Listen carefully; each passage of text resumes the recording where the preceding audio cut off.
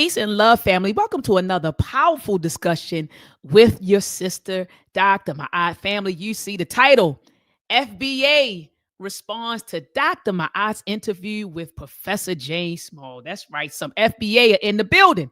And the funny part is, all of us on this panel is FBA. Technically, right? Even though I know Dr. Asar and Brother Ark, they say, I don't subscribe to that moniker. But when I say it, I'm saying that all of us on this panel, we are all what you would consider foundational Black Americans in that we've been here for hundreds of years. All of our lineages goes back hundreds of years here in the U.S. And so even though I know that a few of them on the panel don't subscribe to that moniker, and I get it. I get it. I'm at the point where I'm getting ready to jump off the damn train, especially when it comes to the respect of our elders. Family, I don't play that. When it comes to respecting our ancestors and elders, that's something that I take very serious. And I don't want to belong to any group of people, anybody who respects our honored elders and ancestors. But before we get tonight's discussion started, family, make sure that you head on over to UACIStemCamp.com. We are starting our winter cycle the last week of December, okay? And so make sure that you head on over to register your child today, okay? I think registration ends tomorrow, family. So make sure that you head on over to UACIStemCamp.com. This is a 100% virtual STEM camp. We send your child out a STEM kit, a t-shirt. They jump online with us for half a day, so from like 9 a.m. to 1 p.m. So they're on with us.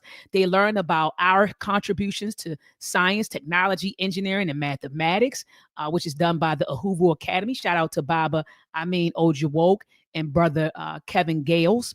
And it also they join, the Conscious Ingenuity comes on with them or joins them around 11 o'clock to go over STEM, well, engineering specifically, where children learn artificial intelligence, machine learning, cybersecurity concepts, as well as the fundamental concepts of programming. You're looking at our 2024 UACI Winter STEM graduates. We're actually getting ready to post our summer 2025 graduates, but we have our 2024 graduates on the website. And you see our dedicated team of educators and engineers. And then also, family, if you scroll to the bottom of the screen, you can hear you'll see you can watch a video of the testimonies, all right, parental testimonies. So parents actually love this camp. It's for young kids between the ages of 8 to 17. So if your child is between 8 and 17 years old, make sure that during the Christmas break, during the winter break, that you keep them engaged in learning. Ashe. And then also, family, head on over to meltrek365.com to grab your Meltrek films. If you come over here and you click on the word film, it'll take you to 3 films that you can download right away. Meltrek Episode 1, Meltrek Episode 2, and Meltrek Episode 3. Meltrek Episode 1 teaches our babies that our history does not begin with slavery, but greatness.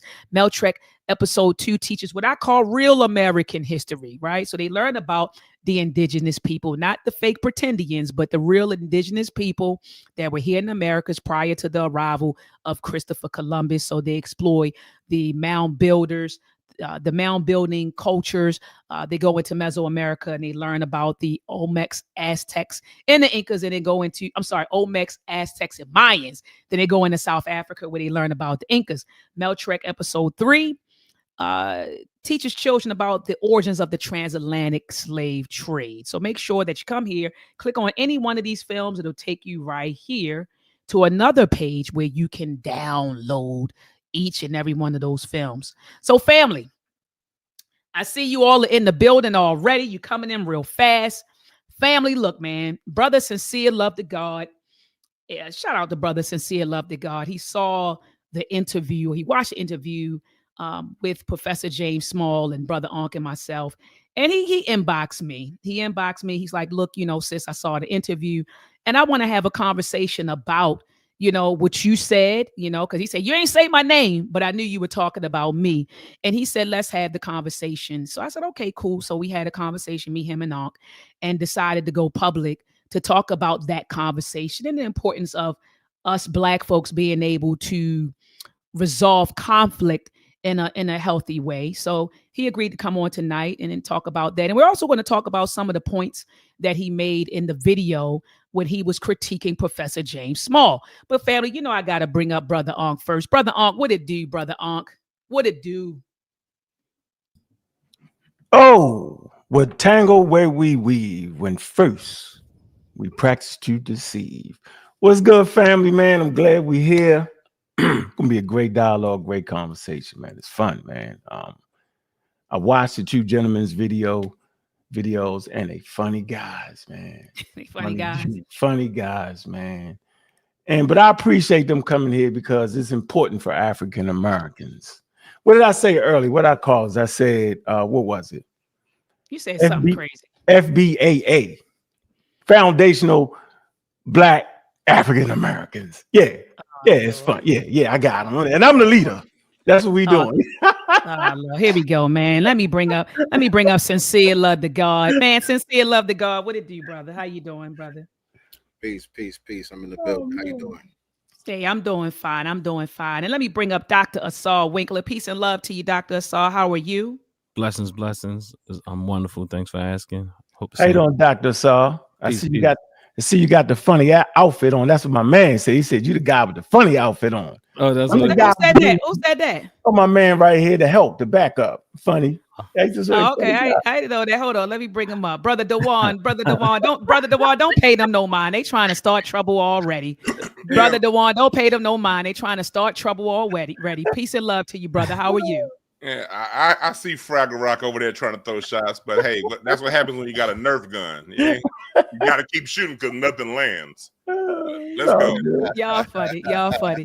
But sincere, I want you to just kind of recap. I'm a defer to you, brother, and just to recap. What made you reach out? Remember, you inboxed me. You said, "Hey, we need to talk."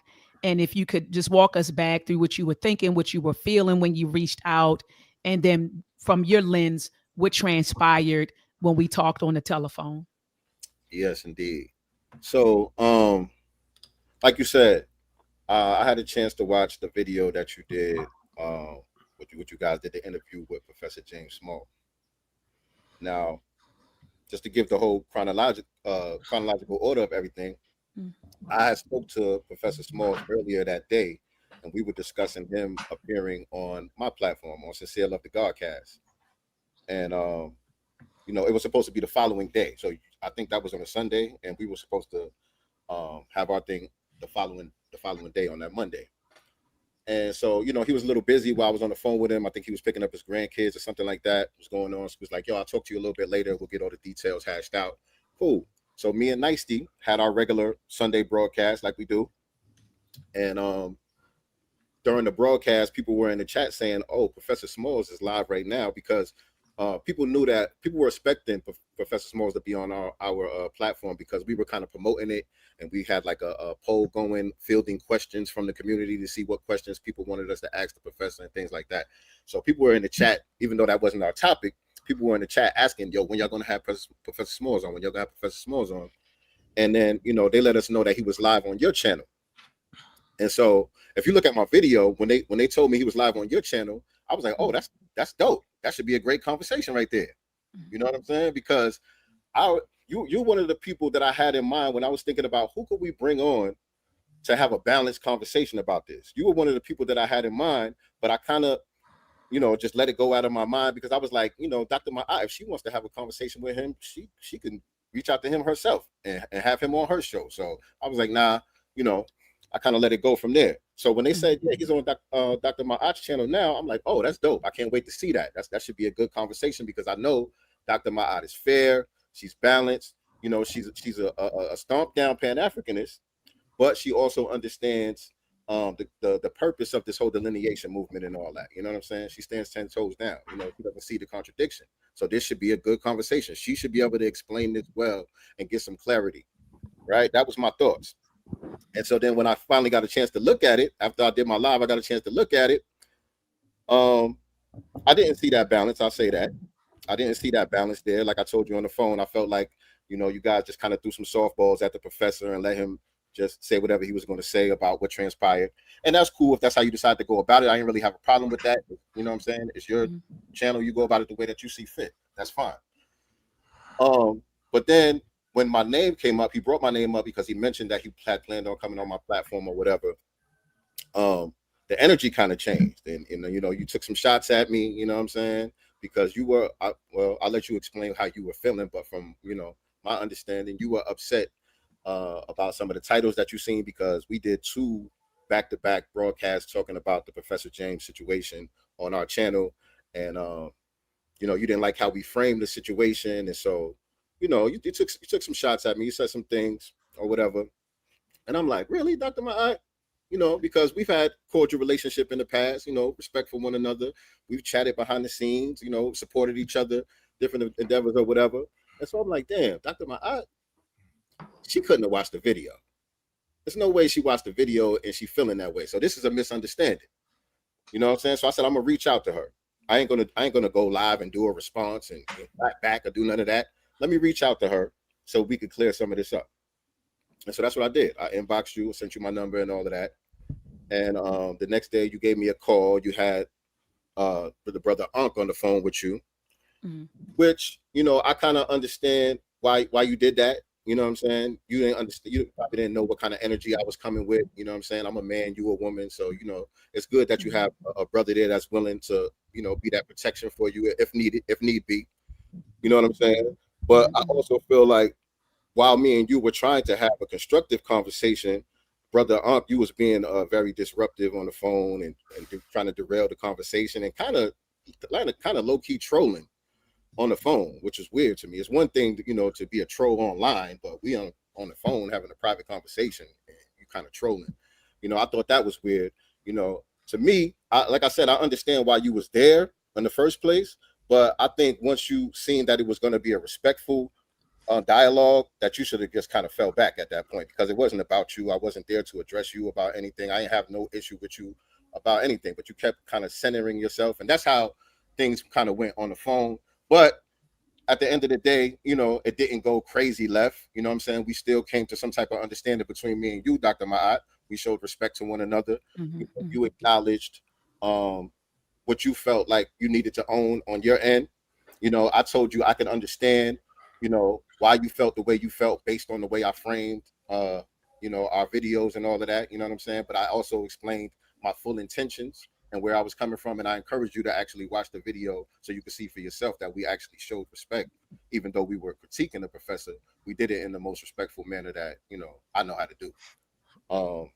And then, you know, you said, you know what, let's do a joint broadcast together and build on it. And so here we are. Okay. All right. And I think that what you just conveyed to the audience was pretty accurate. But a lot of you all, and I know that people say, oh, she didn't push back on what Professor James Small said. She didn't give him any pushback. Having him on, it wasn't about giving him pushback. It was about affording him the opportunity to give context and clarity to what he was saying. You know, it wasn't about me trying to debate him or challenge him. It was, hey, these videos are circulating around about you. These are clips, you know. So if you notice, and this is what I mean, and I'm not talking about anybody on this panel right now when I say this. A lot of times, and Dr. Asar would tell you, we have conversations about critical thinking and listening comprehension. And a lot of times a lot of our people, what ends up happening is we don't think. A lot of us, we struggle with thinking, let alone to critically think. And then we have very weak listening comprehension, right? And so anyone who was really listening to that will say, hey, you know, you would conclude that was my objective. I didn't say that that's what I was doing. But if you listen to my line of questioning, right? My line of questioning, and you actually understood it, then you would say, okay, this sister brought him on to bring clarity, to bring context. Here are some clips that are floating around about you. One clip is saying that you called Tariq a CIA agent. Another one is that you said FBA is a CIA operation. Another clip They have you talking about the African American identity. Another clip, they got you banging on continental Africans. What was going on? Give us some clarity. Give us some context surrounding these clips. So that was the whole objective of me bringing Professor James Small on the platform. It wasn't to debate him. It wasn't to challenge him. It was, hey, this is what's out there about you. Can you tell us how you feel, what you think, what were you trying to get across? And that's what it was about. So it wasn't, I'm not bringing on the elder to be combative with the elder or I'm not doing that. I'll bring the elder on, and the purpose of me bringing an elder on, or this particular elder, was for clarity and context. That was all it was. It wasn't to battle him in any way. I think the internet did enough of that, actually, over the past couple of days with the amount of videos that I saw circulating about Professor James Small. So I do agree with you that whatever, how you describe the conversation, that's exactly, how it went. Brother Unc, what are your thoughts? Can you weigh in on what you were thinking transpired when we were on the phone? Yeah, they call me Bobby Rage Beta. Here we go. Super troll. Because I'm thinking these two brothers' conversation, they trolling us the whole time.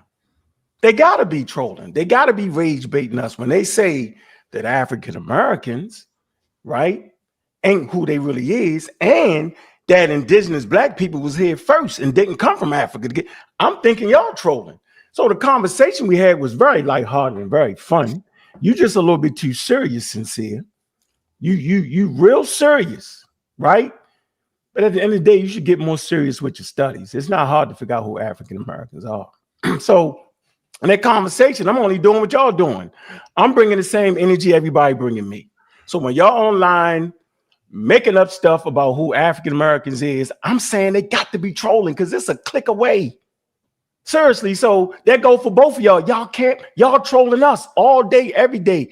Every broadcast y'all do is filled with misinformation. Now, Doc, she like to play the game. I'm not doing none of that. I don't play the game. What do you mean by play the game? I'm saying like it's some like they out to get what they want to get. So I just like to get straight to it. What they want to get to is to prove the FBA is some kind of standard in academics and will give us clarity on who we are, and we better fight back. I'm saying that's nonsense. That has nothing to do with our friendships, how they're going to develop. But I just like to get straight to the point. You know what I'm saying? Sincere, listen, man, we cool, bro. This is just a conversation. When we was on the phone, bro, I was doing what I felt like I needed to do. You came off with the little tough guy energy a little bit to the sister, right? And now I understand that you're just a serious dude until it comes to them studies.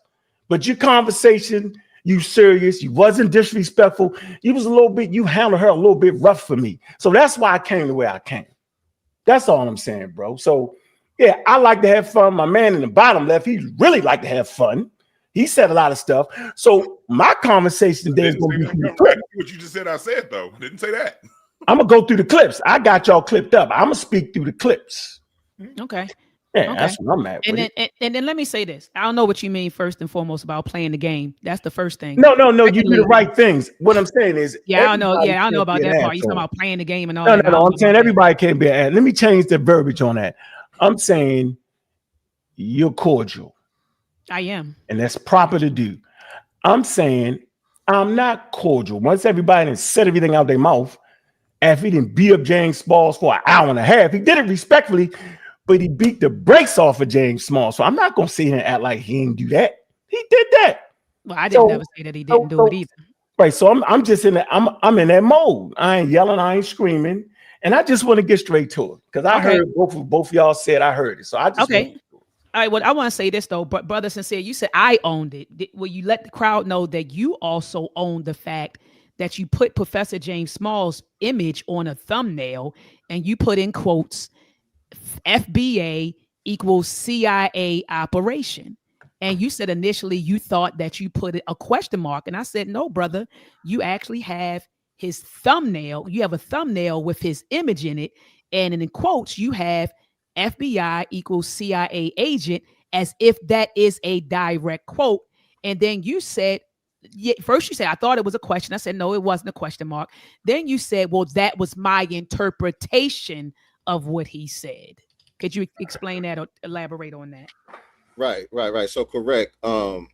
You were talking about the thumbnail. I was talking about the title. So in the title, I posed it as a question. On the thumbnail, there's no question mark, and I do have it in quotations, which you're correct. It's not a direct quote.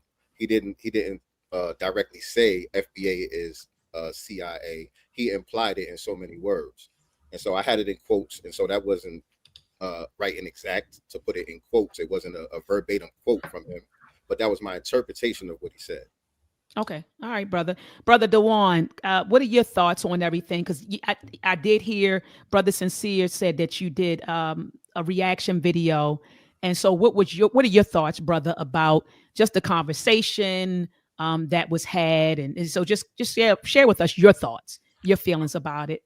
Okay, yeah, my feelings on my reaction video, I made I had people saying that, of course, they were saying that you didn't react the way they wanted them to. And I didn't say anything about your performance because I know as a host, the job as a host is to step back and allow the conversation to flow. That's right. So I thought that you did a fantastic job hosting. I didn't throw any shots, where I thought, well, she should have jumped in. Well, she's a host. She's not going to jump in, So the way you played that, I really didn't have anything to say. Basically, what I did have to say is like the brother right here, is a straw arguments. Like you just saw, even just now in this intro, he's trying to say that I'm saying that we're not African, we're FBA instead. I said none of the sort. I said you got to trace your own genealogy and your own family lineage. There are people who come from Africa. There are people who are indigenous here. Everyone is telling the truth. But what happens is my issue was during the reply, I was throwing in straw arguments, post hoc ergo propter hoc fallacies. He was throwing in every fallacy you can throw in, and he's throwing a fallacy out there and saying, I'm going to talk about the fallacy, not what they said. And then the whole situation about us not being able to read, we don't know our history. I can literally name 15 ancestors by name that was here in 1668. So I don't, and the full genealogy and everything to go along with it. My ancestor John Smith, PG County, born in Prince George's County in 1640. So when I heard the straw arguments, that was more so my issue when it came to the FBA, because when it comes to FBA, look, I'm the kind of person, Tariq can defend himself. He do a great job defending himself. Always, he does. My job ain't to defend Tariq. My job is to stand up for who I am.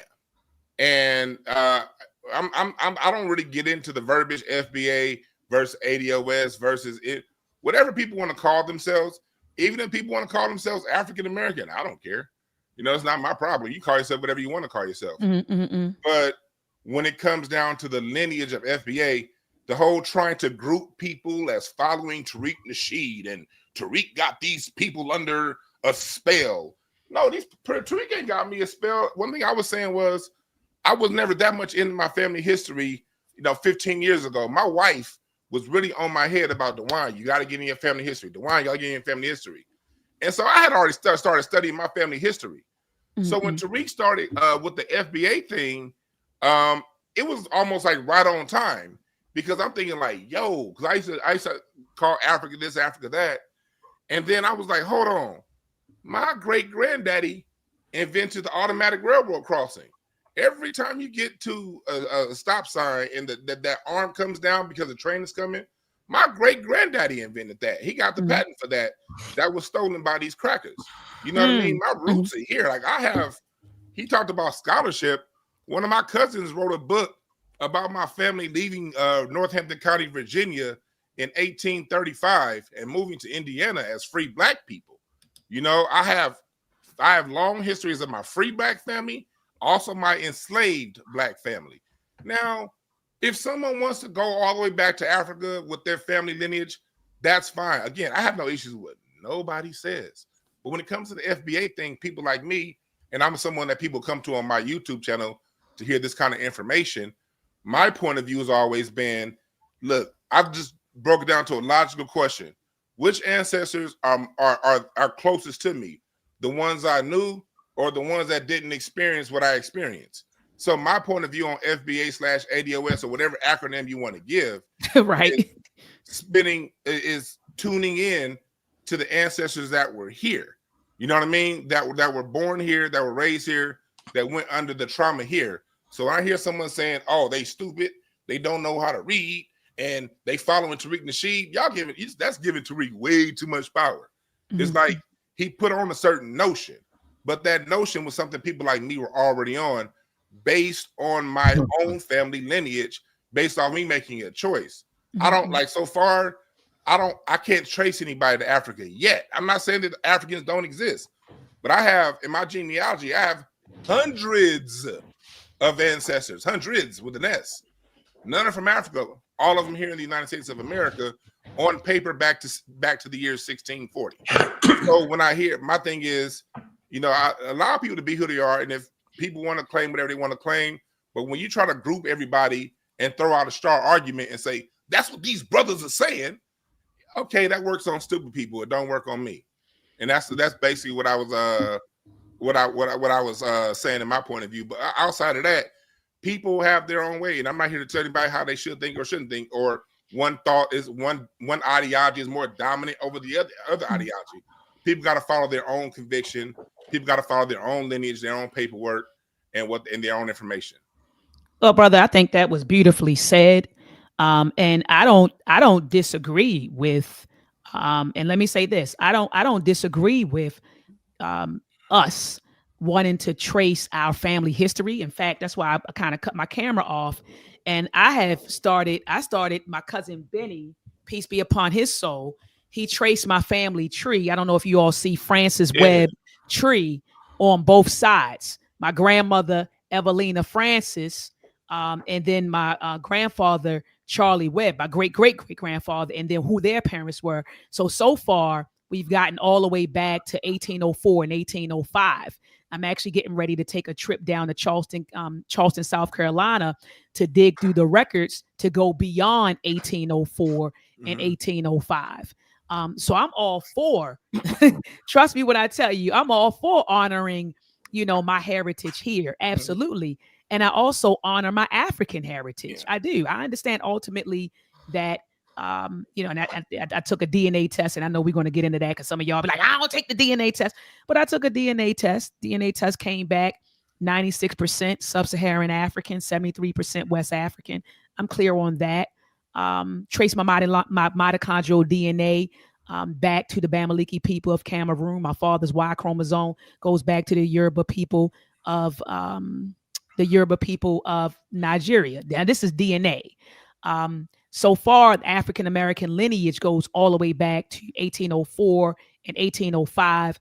And we know that we can trace it further beyond that. I just want to get the records. So I'm all for honoring our ancestors here. We have a culture here that we have created. We have a great history here that we have created. We had one of the greatest, and I don't want to say the greatest, but we have some great ancestors here. We stand on their shoulders, the Harriet Tubmans, the Nat Turners. Come on, you know, the Fred Hamptons, the Assata Shakur, Malcolm X, Dr. King, Fannie Lou Hamer, Ida B. Wells, Booker T. Washington, Carter G. Woodson. We stand on a great legacy here. So I'm all about that. And I think it's a misconception amongst some of our people that if you subscribe to Pan-Africanists, that you just don't care about Black American history. That is such a misconception about Pan-Africanism. When people say stuff like that, I'm like, y'all don't even really understand what Pan-Africanism is. All right, you really don't understand what it is. So I identify not only as a Black American or African American, but the ideology that I subscribe to is Black nationalism and Pan-Africanism. And I agree with Professor James Small that there is no contradiction. It is no contradiction. But beautifully said, brother Dwann. Brother Ankh, did you want to respond? I see you making some faces. Somebody want to get in? I'm sorry. Who wanted to get in? I just want to say really quick. I know you want to pass the mic off. I just want to say really quick. What both of y'all just broke down is basically the same thing. And nobody that I know who is serious that speaks on this type of conversation around our lineage and all of that says anything contrary to what either one of y'all just said. I don't know anyone who disagrees with that. Okay. I'm with you, Sincere. Okay, beautiful. Yeah, I don't agree with what he just said. He just double talk flim flam this real quick. Basically, what he's saying is that he can't find no ancestors in Africa. That's crazy. First of all, you're not going to find one person like you do in America. That's two different things right there. Since we was part of the transcontinental slave trade, we lost that part right there. We don't know what tribe or clan we came from. We will never recover that. DNA does not specify tribe. So you're not going to find your aunt Cuba the Do, right, from somewhere in Kenya. You're not going to do that. So we should not expect that. What I'm saying is, you can find records to when they got off the ship. I didn't cut you off though. What I didn't do was cut you off. You can find records. Let's keep it nice and smooth and groovy, because I like to go back and forth like that. But I'm not doing that today. Let me finish my point, and I promise you not to be long-winded, and I'll keep it smooth and groovy. Bet. What I'm saying is that African Americans will carry about 60 to 70% continental African DNA, and then about 20, maybe 30% Europeans, and then a small percentage of the part that you really want to pick up, that Native American. But my fault, I apologize. You're not actually big up in Native American. You have this wild concept about some indigenous Black people that does not exist in the Americas. I'll rest my case right there. So I have a question. One of my ancestors, his name is Abraham, and on the records in 1715, he was born Abraham, man of color Scott, and he married Joan, a Native American Potawatomi Took, and the Potawatomi tribe goes back for thousands of years here in America. So if I have a man listed as Native as man of color, who none of his roles show anywhere that he was imported, because as a matter of fact, he was born in Prince George's County. No records showing where he came from. It's showing that he was born here in America, and he was married a registered Potawatomi, and his description is man of color. And then when in the Webster's Dictionary of 1828 says American is the copper-colored individuals found here by the Americans, by the European upon arrival. When Ben Franklin in 1751 say the people of the America are part tawny and swarthy. These things, we're supposed to just discount that? And like, I mean, from both family history and also from written history, the description of an American was copper colored. And so what am I supposed to do with that information? Dr. Saul wanted to get on that too. He wanted to get in on the action too. No, I mean, I'm just wondering with that question. I mean, I think when we look at these things, we have to really look at what we're saying here. And I think Unc is right and exact. But I want to introduce some nuance, and I also want to introduce generalizations versus what is typical. So my question is, do you believe that is the norm, or that is the majority of the population, the people you call FBAs, that is their historical lineage, and they didn't have any type of African, let me say that most people didn't have African ancestry before now? First off, my question wasn't answered. No, I'm saying I'm asking you the question. I want to answer his question. I get your point. Real quick. So no, Africans that was brought from Africa did marry into some indigenous tribes. And you have every right to pick up your 1.2% ancestor all day, every day. You can go ahead and dig up, you can pick up the toenail. Go ahead. It's all good. Not mad at you. Hundreds. Your ancestry. Hundreds I'm of just people. making a point. I'm trying to show you that the Negro married into some indigenous people family. And I'm saying you're well within your right to do that. You can big up that. But don't get it twisted as if I thought you was trying to say that particular guy was some kind of way. And see, when we hear copper in this space, we know that there is some flim-flammery going. The copper color, like that's full of nonsense right there. So when you say that, it's triggering. So my answer to you is that person that you talking about married into an indigenous native population having absolutely nothing to do with indigenous Africans. That's what I'm saying.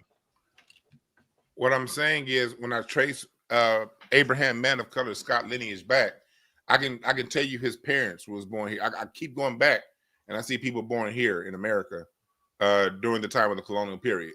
No records showing anyone got off any kind of a slave ship. As a matter of fact, Francis Manicola Scott was never even enslaved. He was a free man in 1715. And so that's why in my family, I have so many records, because I have a half on my mom's side. I have so many people who were never enslaved. Now, I agree with you though. Yeah, we all agree with you on that. But hold on, I want my question answered. I want you to answer my question. Do you believe that is the majority of people that call themselves FBA's lineage story? I believe that first. I tried, like I said before. I say everyone got to follow their own. But when I look, I'm answering your question. Yes, I do believe a lot of Black Americans have that story. I said majority. I said majority. I want to know if that's the norm. The majority. Less than 400,000 people were imported between 1619 and 1808. Less than 400,000 people were imported. So my opinion, is yes. Most people actually have this story if they actually go back and look up their history. So you that's my opinion. I don't know. Okay, I can't say for sure. Okay, so you're under the opinion that most of us here was never on the African continent. I can't say. I didn't say never. Look, no. I'm asking real genuine questions here. No, I'm giving you a genuine answer. Yeah, I'm talking to the brother in the right hand corner. I'm giving you a genuine answer. There were 600. Like, we've been Homo sapiens for over 150,000 years, probably longer than that, circumnavigating the globe. I'm sure at some point somebody lived in Africa. No, I don't know. There you go. We got them. There you go. Yeah, you're done with that. And that's where I delineate. You know, I delineate from that mindset. And what I also want to posit, just my opening is what mindset? What mindset, Doc? Be clear. Can you clear that up? You said I delineate from the mindset. I'm coming, Doc. I'm coming. The mindset that FBA is not ideology, and FBA to me, FBA is an identity. It is an identity with an ideology put behind it. And what do I mean? But I want really to think about this, because FBA is a subgroup of African American, because it is not, you can't separate it. It is a subgroup of African American who has a certain ideological understanding that they were here, all the things he believed, which is not scientifically supported. So all those ideas, and then also on top of that, the part that I disagree with the most is that we can act like we don't know all the throwing your rocks and hiding your hand stuff that's going on. But if you act like that doesn't exist, you can say, well, most of the people that have sane minds don't say these things. Well, if there's a lot of them and they all represent FBA, and if you and they have these same old talking points, which is a part of their ideology, and like Brother Uncle saying, it's slippery until you start asking questions. So you ask the questions and let them. I'm not talking to you, Dr. I'm just saying in general, they'll tell you what they believe. Let me respond All to I that. said is I don't know when they came. I come look my background. Opinion, I mean, I respect you. I respect what you said. Yeah, I respect, because they, like you said, they was always here though. You actually have a native population that didn't come from the slave ship. No one's. I hope you don't think we're arguing about that, bro. No, I respect what he said and how you answered with honesty and everything. Yeah, but that means you don't understand something. I got to get straight to it. I'm gonna be very humble and honest in the fact that as old and long as this earth is, I'm sure I don't know 99% of what happened on earth, because it's too much to explain.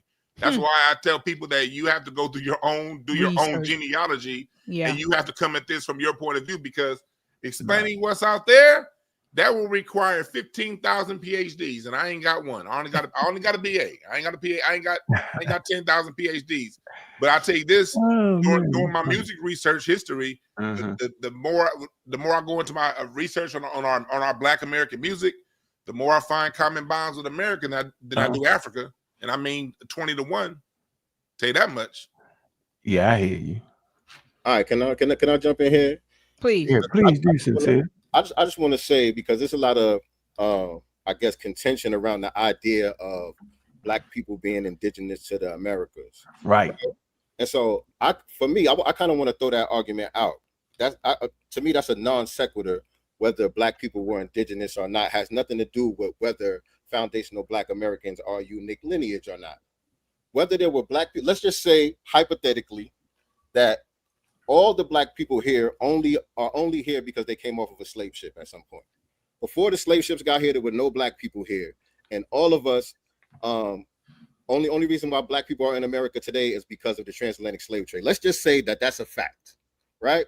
We still had an ethnogenesis from then till now, where we became a new ethnic group, where we're not just the same culture, heritage, historical, you know what I'm saying, experience as the rest of the diaspora. We still are a unique group unto ourselves, and that's all that we're saying when we say FBA. Now, you got some people who do the history and get into the indigenous part and all of that stuff, and that's fine. But I'm saying, regardless to that, we're still a unique ethnic group, and that's all that we're saying. And sincere love to God, I just want to say this: none of us on this panel disagree with us being a unique ethnic group with a unique culture and a unique history. So we like nobody's on this platform is disagreeing with that. That's why I say y'all trolling. Because the experts say exactly what you just said. We are ethnogenesis.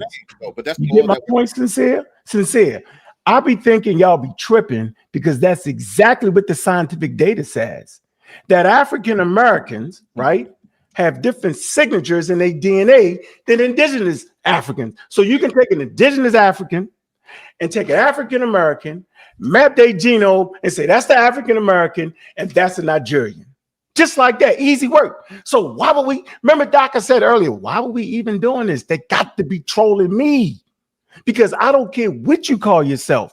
But when you get into the scientific studies and the pseudo-scientific history of something, that's when I gotta say, hold on, bro, because I'm charged with teaching a generation of African Americans, right? Scientific literacy.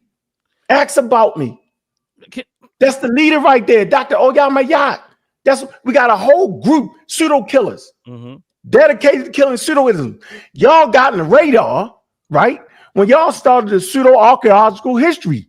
You know what I'm saying? Like, you jump out there with why don't you just say it? Did you really think that there's an indigenous black people? Just say it. That way, if you say it, we can figure out how much you off and we can fix it. No problem. This ain't thinking you know everything.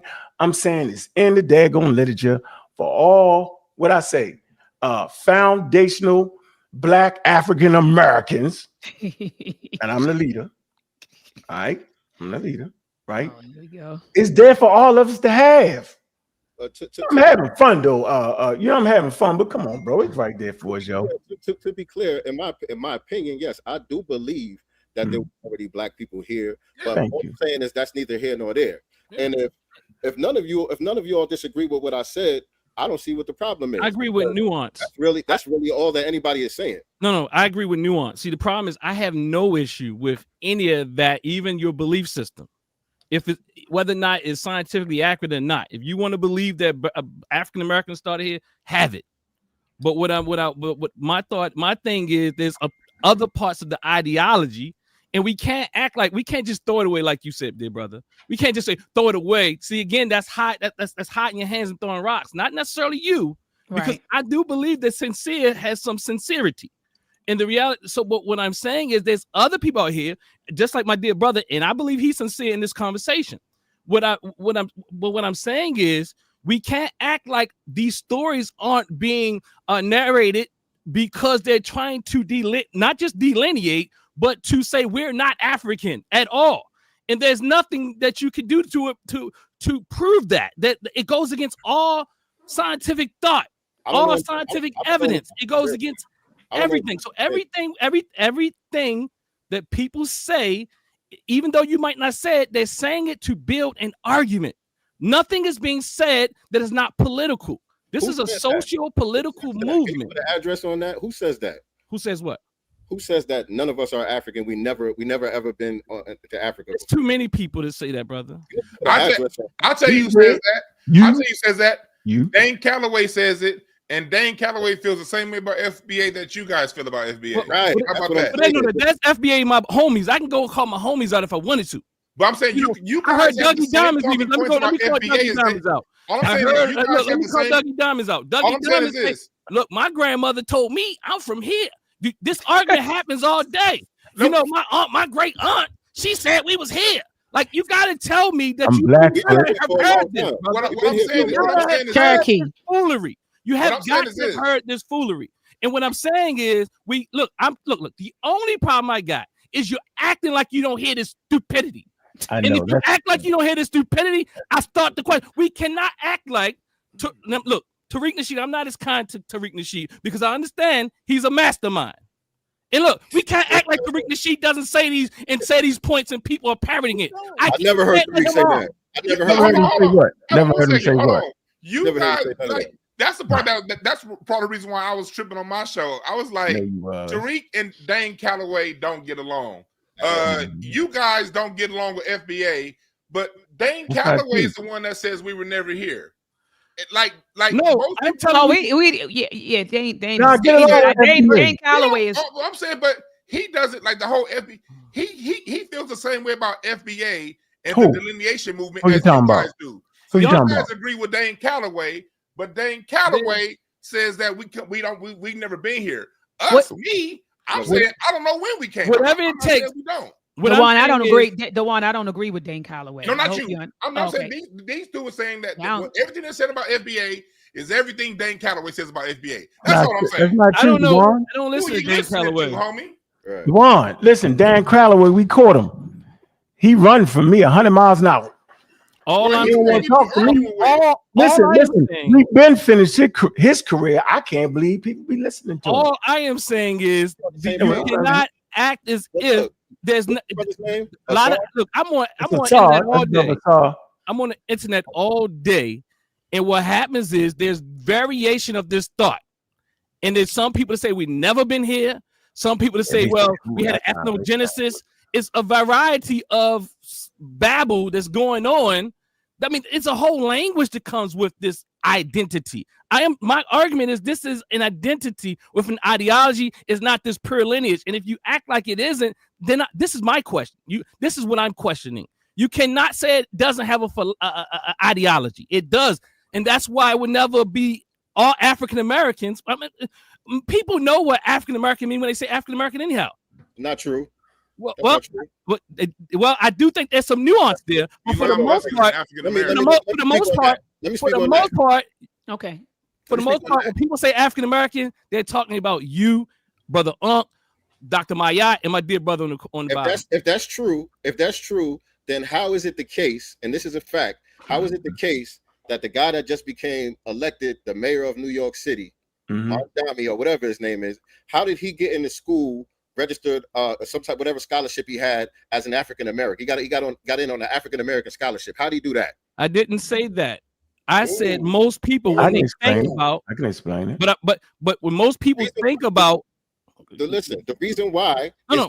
That's a different argument. That's a different argument. What I am saying is. It kills what you just said. You just said it's already understood what an African American is. No. I said, hold up. Clarify. Hold on. Let me talk. I said most people. Let's qualify this. I said when most people hear the term African American, they think of you. Okay, and that's how the finesse works, though. Because a lot of times when all this time when we heard the term African American, we thought they was talking about us. We didn't think they was talking about Mandami. Now let's debate that point. Elon Musk. Right. Yeah, right. We didn't think that all these other people were included. Well, let's debate that point first, though. Hold on. Let me explain. So this is how we came to the delineation. This is how we came to getting real specific about who we're talking about. This is why the term foundational. Are you debating my argument? This is how. No. Are you debating my argument? If debate my argument, then go on and teach. I get it. I'm not disagreeing with you. That's what I'm saying. You're saying something for nothing. Are you saying that most people who think about African American, the term African American, don't think about you? You gotta debate the argument. Thinking this is about business. This ain't about right. Okay, let me clear this up real quick. The man from New York City got to cosplay as us under the term African American. Hold on for a minute. He doesn't come from our lineage. They moved in at FBA. Hold on for a minute. The man from New York City, right? Or let's just take a Nigerian, right? Basically, they could never ethnically be an African American, and nobody debates that. I'm going to say it again. Ethnically, they do not have shared experiences, and they did not come by way of the slave trade. This is an academic document. This is in academics. So anybody that's going to give you reparations, they know this. Now, in a broad sense, second generation, right? If they so choose, right, they can consider themselves Nigerian American, Black American, or African American. But ethnically, I'm gonna say this it's got to be important. They can never be considered African Americans, and nobody's that crazy to consider them that. I think that's an important distinction here, and I never hear y'all say that. Let me ask you a question, based on what you just said. Are you saying? I want to be clear that I'm understanding you correctly. Right. Are you saying if tomorrow they said, okay, we're going to give reparations to African Americans? That's right. Are you saying if they did that tomorrow, right, then Babatunde wouldn't be qualified under that term right there? They're going to make you submit your DNA, and your DNA is going to. Everybody's DNA is the same thing. No, it's not. No, it's not. The way I get feelings. You cut me off. You cut me off. You're going to miss a beautiful thing right here. I'll go ahead. I want to hear this beautiful thing. I am telling you, if I had trillions of dollars to give African Americans, I don't give a damn who call themselves African Americans. I got the trillions of dollars. I'm going to use the available historical information, couple it with genetics, and that's how you will get paid. So you can run around here, really a Nigerian American, your second generation kids are we African American, culture, hip hop. So what? Ethnically, you will never be an African American because your ancestors did not go through the transcontinental slave trade that put you in America. Your genetics say that you're from Nigeria. We can see it right here in the DNA. DNA talks and bullshit walk. That's why I said y'all be playing with us. Y'all fooling us, man. Hey, sincere, Go ahead, Dwann. Hey, sincere, look, and I get it, but here's the issue. Here's the issue. Here's the issue. You know we can actually do that, Dwann. Here's the issue. You ain't the one passing the money out. When it comes down to it, the government, right, people who will be in charge of this, you have to have it written in plain sight. Black people said that if we have the same conversation in 1967 and we hear the term minority or people of color, as of 1967, we the only minorities. We the only people of color. So of course that's coming to us. But we realized 2-3 generations later, minority men, white women were able to get it, midgets were able to get it, handicapped people, anyone is back. So veterans, disability. When it comes down to it, all we're saying with delineation is we want it on paper because guess what? I ain't gonna be the one in control of handing out a damn thing. The people in control of handing things out, they know what it is. But every time in the past, going back to the civil rights movement of 1868, when they made benefits, the 13, 14 to 50 men for black people, the Supreme Court said, oh, corporations can use it. Every time from 1868 to 1968 to right now, whenever they do something, if things are not spelled out in fine detail in that to the letter of the law, if it's just something that we all feel, we all think, what I would do, when it happens to that, the government comes in and be like, okay, yeah, that's what you'll do. Well, I'm not you. Come on, everybody else, and get some of these benefits. So you didn't hear what I was saying then? So you didn't understand what I said. Let me say it again. What you said. Don't. No. Let him say. So Dwann, what did he say? What did he say? No, Dwann didn't understand what I said because he said if I. No, we just heard you. The whole point I'm saying is it ain't about you. You don't have to say it again. We heard you. No, you asked me. No, I asked him to explain. You asked me again. What did he hear? Again? No, what did he hear from you? Because you said, Dwann, you don't understand. Yeah, he explained. I'm giving him an opportunity to say what he thought. Yeah, do it again, Dwann, so we can really get because you're in the pickle right now. Go ahead. You said what I would do. We all know what an African American is. We all know that we have to go to the DNA. You said DNA, right? You said we have to go to the paperwork, right? One thing sincere and people in the FBA understand is that in order for the government to do it, you got to have that spelled out before it gets put into action. You got to specifically state who gets what. If there's any gray area, the people that's handing out the money, which are not you, they're going to take whatever caveat they can take to give to someone else. The reason why we have handicap stalls is because that was civil rights money that was meant for black people. Title IX exists, women's athletics, because that was civil rights money meant for black people. But since it wasn't spelled out, since it was suggested minorities, people of color, when the federal money went to the states got, we learned from Dr. Carl Anderson, who wrote the bill, by the way, that the states got to choose who get the money. So since it was not specifically talked about the Negro, Black American who was here, since it was just a caveat, minority or people of colors, midgets, handicapped people, women, people from Nigeria, people from Tonga, people from across the world got what my grandparents fought for me. Like I said, you didn't understand what I said. Because I never said if it was me. I'm gonna change what I said real quick, but go ahead. What I said was, and I used myself as an example, meaning I am the government with trillions of dollars. Let me put it this way. I have trillions of dollars. I'm not just giving my trillions of dollars away, which is not the same about what you're talking about.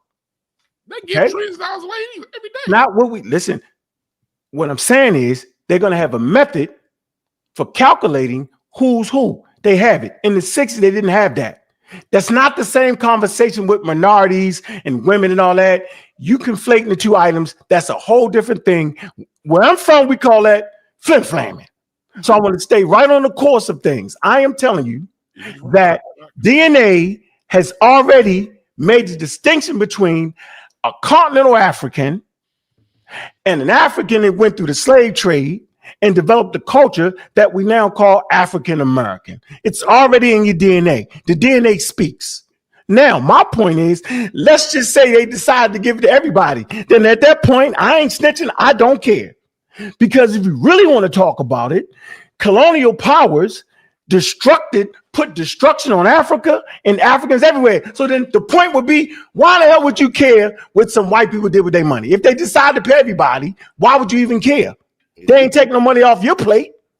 There's these two parts I don't understand. So listen, man, they broke law. Yeah, they did. They broke law, bro. Right? Listen, they kidnapped us first. You got to kidnap a person to enslave them, which is illegal. Kidnapping is illegal in the Bible. Kidnapping is illegal in Rome and Greece. Slavery is legal in the Bible, and slavery is legal in Rome, and slavery is legal everywhere. So they kidnapped us illegally, then they enslaved us, right? They made us a part of the largest forced migration, okay? We the gift that keeps giving, all right? We are the foundation, see, you hear that word? Of the global economy. And everybody knows this, bro. You don't need a master's degree to recognize that African Americans are FBA. So whenever you say FBA, you're talking about the damn African Americans. Whenever you talk about ethnogenesis, you're talking about African Americans, bro. Like, y'all got to be trolling me. So I don't care if other Africans that wasn't in America get some bread from some robbers. Who cares about that, bro? Now, if you think you're gonna get a less money, okay, then please look at our DNA. So y'all really have no argument here. Everything that you think you need, we already got it, bro. You act like you're dealing with people who don't use science. They do, bro. They're not gonna just sit around and give away $1 trillion. You tried to play the whole quote unquote civil rights era, and nah, bro. They're not giving nobody nothing, bro. They're gonna make sure that you are part of the ethnic group that was enslaved and brought to America, that mixed with Europeans and some daggone Native Americans, which are not black. I ain't gonna let y'all run tonight. Stay right there, bro. What you're saying is you're literally going against what they actually do. Like, name the time that they just gave out $1 trillion in PPP loans and didn't verify who they gave it to. And then why would you care?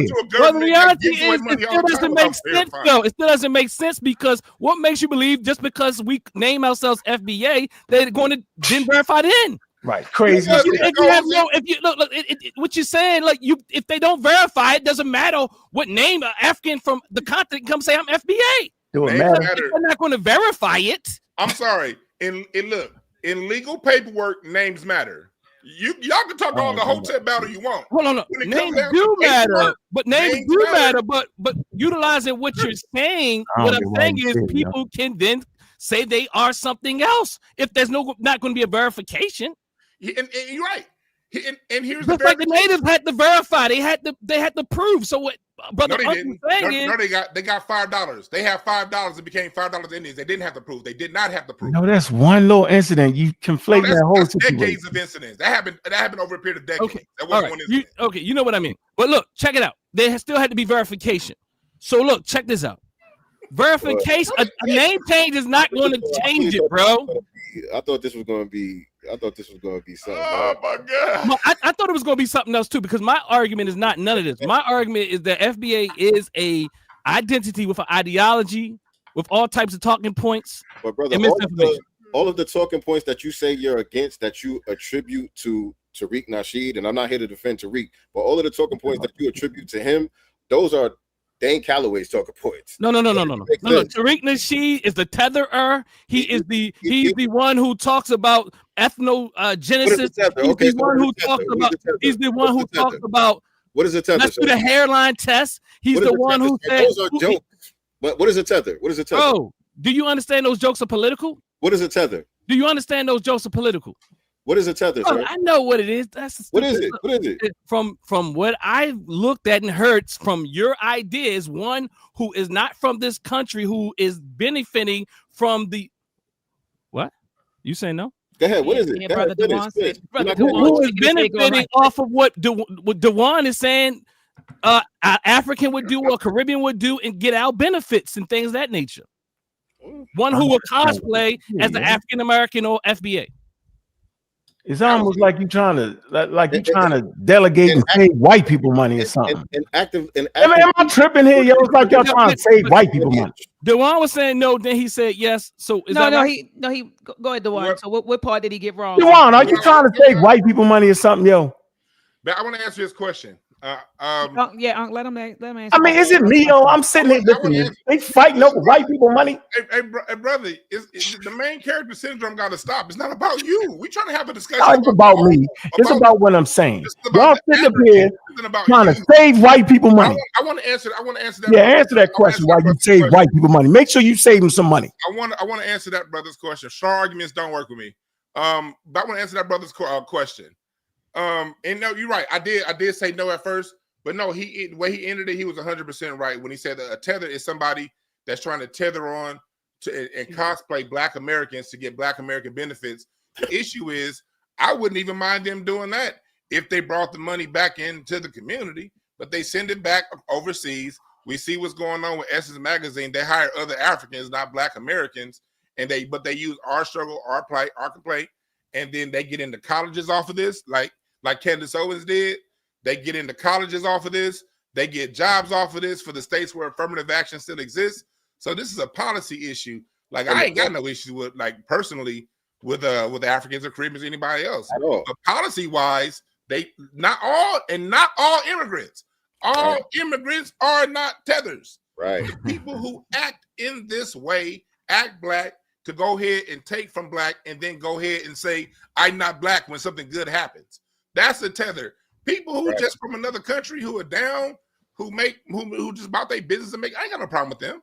You know, the important part that was left out. The important part that was left out is that they have anti-Black American sentiments.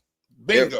They're very anti-Black American while assuming our identity in order to obtain whatever benefits that may be available. And the problem with you talking about we trying to save white people some money, no, we can't allow our justice claim to get diluted. If you allow Black immigrants to get in, that opens the door for all immigrants to get in. Why not? Just give it to everybody. And then the whole justice claim gets diluted, and then we never get repaired. The purpose of reparations is to be made whole. We never get made whole if we are not specific. We're the ones that had the specific harm. So we're the ones that need the exclusive specific repair. Yes, that's the thing. I think y'all still just see. Hold on, Asar. So they playing with us right now, yo. We just told them that there are scientific studies that can clearly show the difference between what they call a tether and an African American. Did I not say that? You playing with us, brother. Did I not say that? Dr. me out. Dr. me out. Yeah, you did. That's what you said. So then why is everybody ignoring the elephant in the damn room? You just lied. It's the elephant in the room, man. It's not a lie. You just told me half truth. All you gotta do is do your How DNA. they have truth? What he did Listen to us, brother. What he did was he used the term tether as if it applies to all non-FBA. But No, I wanted to have fun. with that. Sincere. Let me say this. These are the wrong two. These two brothers, I'll be honest with you. These two brothers are not the most of the FBA people you see out here. They are not.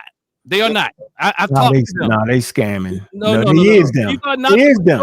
Are we scamming? Sincere, I think you partly kind of Pan-Africanist too. Are you not? Pan-Africanist? No, I'm not. Okay. Do you love black people around the world? Yes, I do. Do you think we should come together?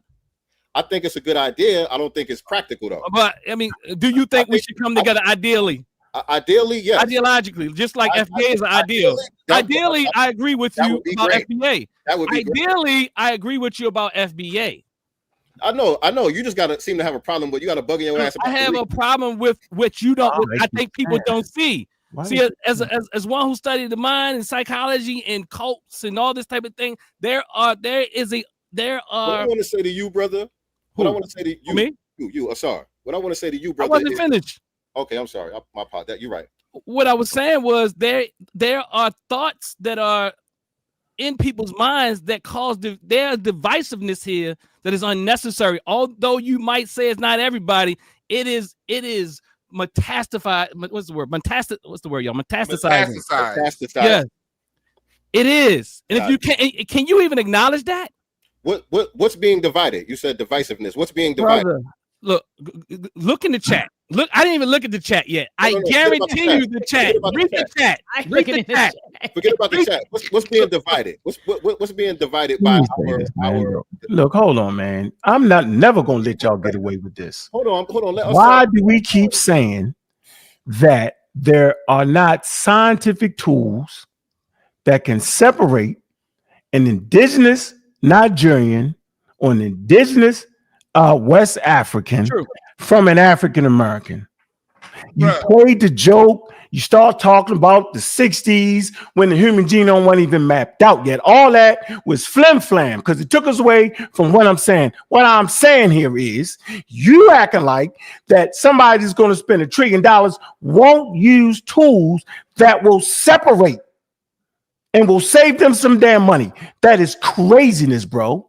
I am telling you that there are tools right now. Have you taken a DNA test? Watch this. Have you taken a DNA test yet? Yeah. Dwann? Yes. Okay. Put it up. I don't believe you. I don't trust you. I don't trust you, so why would I show you my Definitely shit? don't trust you. Brother Dwann, what did your DNA test? How about you, Sincere? Have you taken a DNA test? Hold on. Let him answer. Hold on. I'm running. No. I don't want to hear Dwann because he clowning us. Because now he didn't took a DNA test, so now he trolling, so he know what it is, but he playing. Now, Sincere, have you taken a DNA test? Brother Dwann, what did you say? Brother Dwann, what did Watch you this. Watch this. Hold on. Wait, man. You get mad when I clap back. Dwann. I told you wouldn't gonna be able Doc, you on the road show. Do not let him off the road. You gonna flip flam. What did it say? What did it say, Dwann? Watch, he gonna flip flam. Watch. Was that? What did your My DNA DNA test say? Yes, when you took it. I have people from Nigeria, from Morocco, from Native America, and from Europe. So you had a combination of that, though. I got a question about that. You did 23. Hold on, Sincere. So you did 23 and me, Brother Dwann? I did Ancestry, and I also did Ancestry genealogy, and I got paperwork. You know, I could actually show you. You showed the DNA test. I could actually. I'm not. Again, I don't trust you. You ain't supposed to. I could show you where my family lived in Middle Essex, England, in 1505. See what I'm saying, man? But you missed something, You missed something, Dwann. It also tells you where your people come from here in the United States. Where do your people come from? That's what Unc is saying. Unc is saying that it can trace your lineage even here. Mine say I'm from the people of the Virginian African Americans. The Virginia and also the Powhatan in Michigan. No, I'm talking about me. I ain't talking about you, but I'm talking about me. That's the original Canadian tribe, bro. You ain't no daggone Canadian. There You was no tripping. Canadian. There was no Canada back then, brother. You know what I mean? The geographical reason it's called Canadian is the tribe you just said. There was no Canada in the 1600s when I got my DNA. So you saying you don't know what I'm saying though? You trying to say you don't know what I'm saying now? The tribe you just mentioned is the first tribe that inhabited that area, bro. Brother, they came from the Pennsylvania area. Your main character syndrome is getting you in trouble, man. I'm just I trying to don't know say what you're things. talking about. I'm gonna play this clip. In the middle of it. Hey, Doc, I told you he was gonna flim-flam, right? Yeah, but Sincere, did you take a DNA test? I did not. Okay, all right. That's all But let's get it straight. Unc is accurate. It told you where your people are from.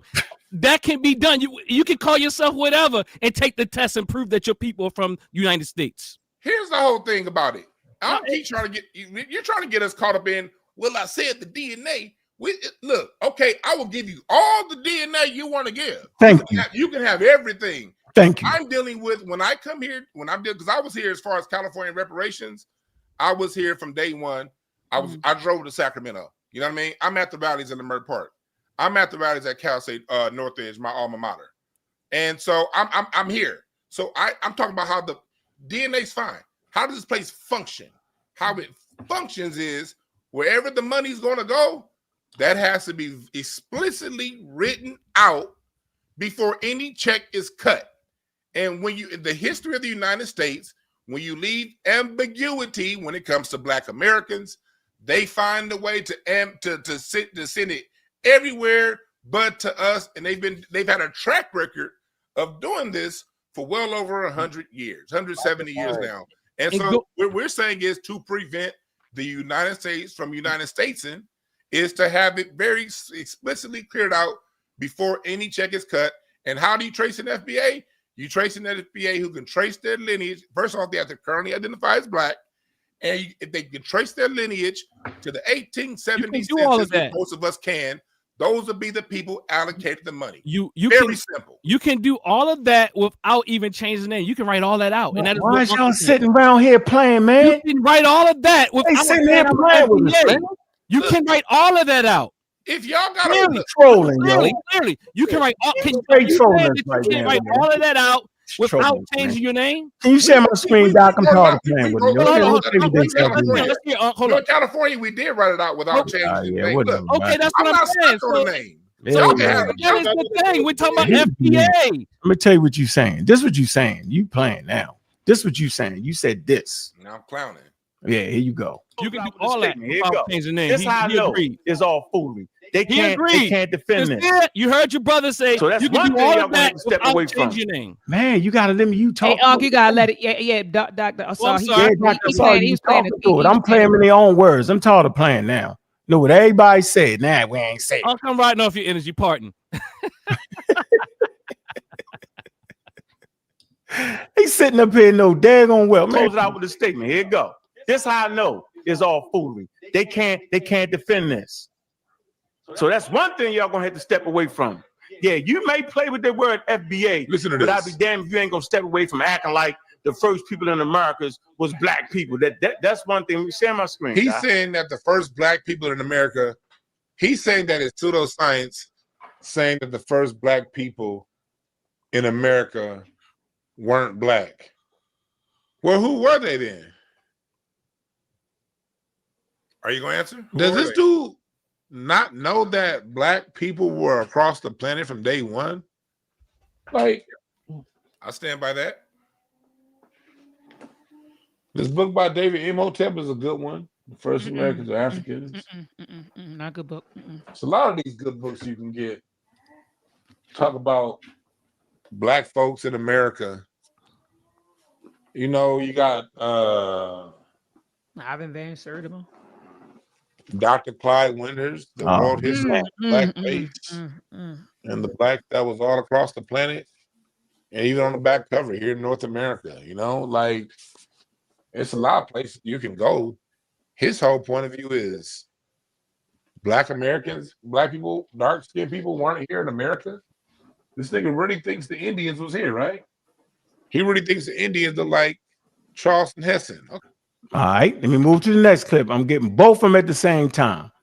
We're gonna sit here and play around. This is crazy. I'm not doing this, man. I ain't got time for this, man. I just said the same thing Lift earlier. your heart. Nah, let me go to the next clip. Said the same All thing the here. plans, though. Here goes Sincere. Same nonsense.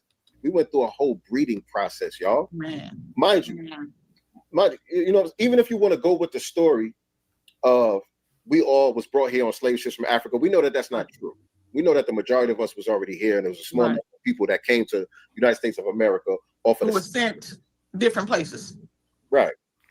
But the ones that came here, a very small number. But even if we was to go with the popular false narrative that Black people are only here in America because we were brought here on slave ships. That's the popular false narrative. Even if we was to go with that, when you study the history, even after the transatlantic slave trade stopped, they were still breeding niggas over here.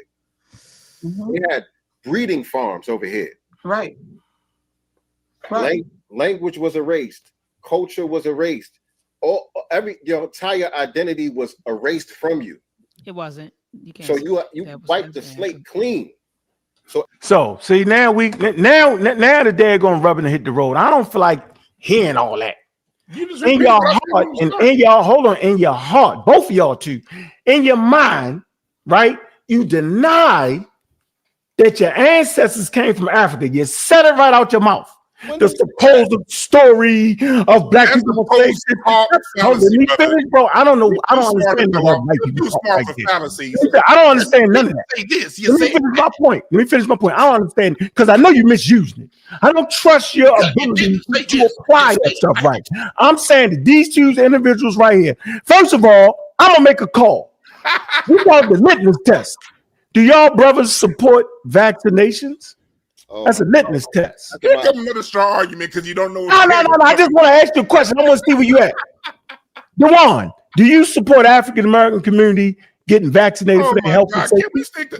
I asked you a question. No, I'm not going to go for that. Thank you. How about you, Sincere? You've answered. How about you, Sincere? Watch this, Sincere. You support the African American community getting vaccinated? It's a litmus test around here. It's a non sequitur, sir. See what I'm saying? Hey, so Dr. Miyat, we already know that we're dealing with some anti-scientific people. I know when I'm dealing with a strong. Hey, Dr. Miyat, you hear my point, right? See, they running because if I didn't support vaccinations, I was like, hell no, I don't support that. But they running, and guess what? They're not going to tell us the truth. I had to force them clips in there so that we know that we're talking to two people that visibly disagree with the slave trade. Point blank. Now you calling for help, Dr. Miyat? She can't help you now, bro. Yeah. All right, let me. I do want to respond, brothers. I do want to respond to the clip. I want to respond to the clip. See now, then when I start muting, why should you mute me out? Listen to what I'm saying, y'all. First of all, I'm laughing at Brother Dwann. Brother Dwann matches Onk's energy. They match each other energy, Dr. Assad. That's why I'm laughing at both of them. They both crack jokes. They both make faces. They both match each other's energy.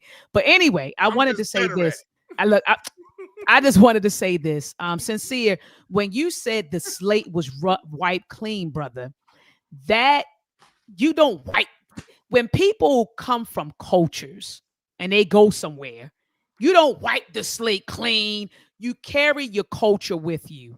You carry your language with you. Facts. You carry your ways of living with you. So when you said they just wiped the slate clean as if we just was, you would actually agree there was this guy who went viral a while ago because he misrepresented the work of Dr. Joy DeGruy.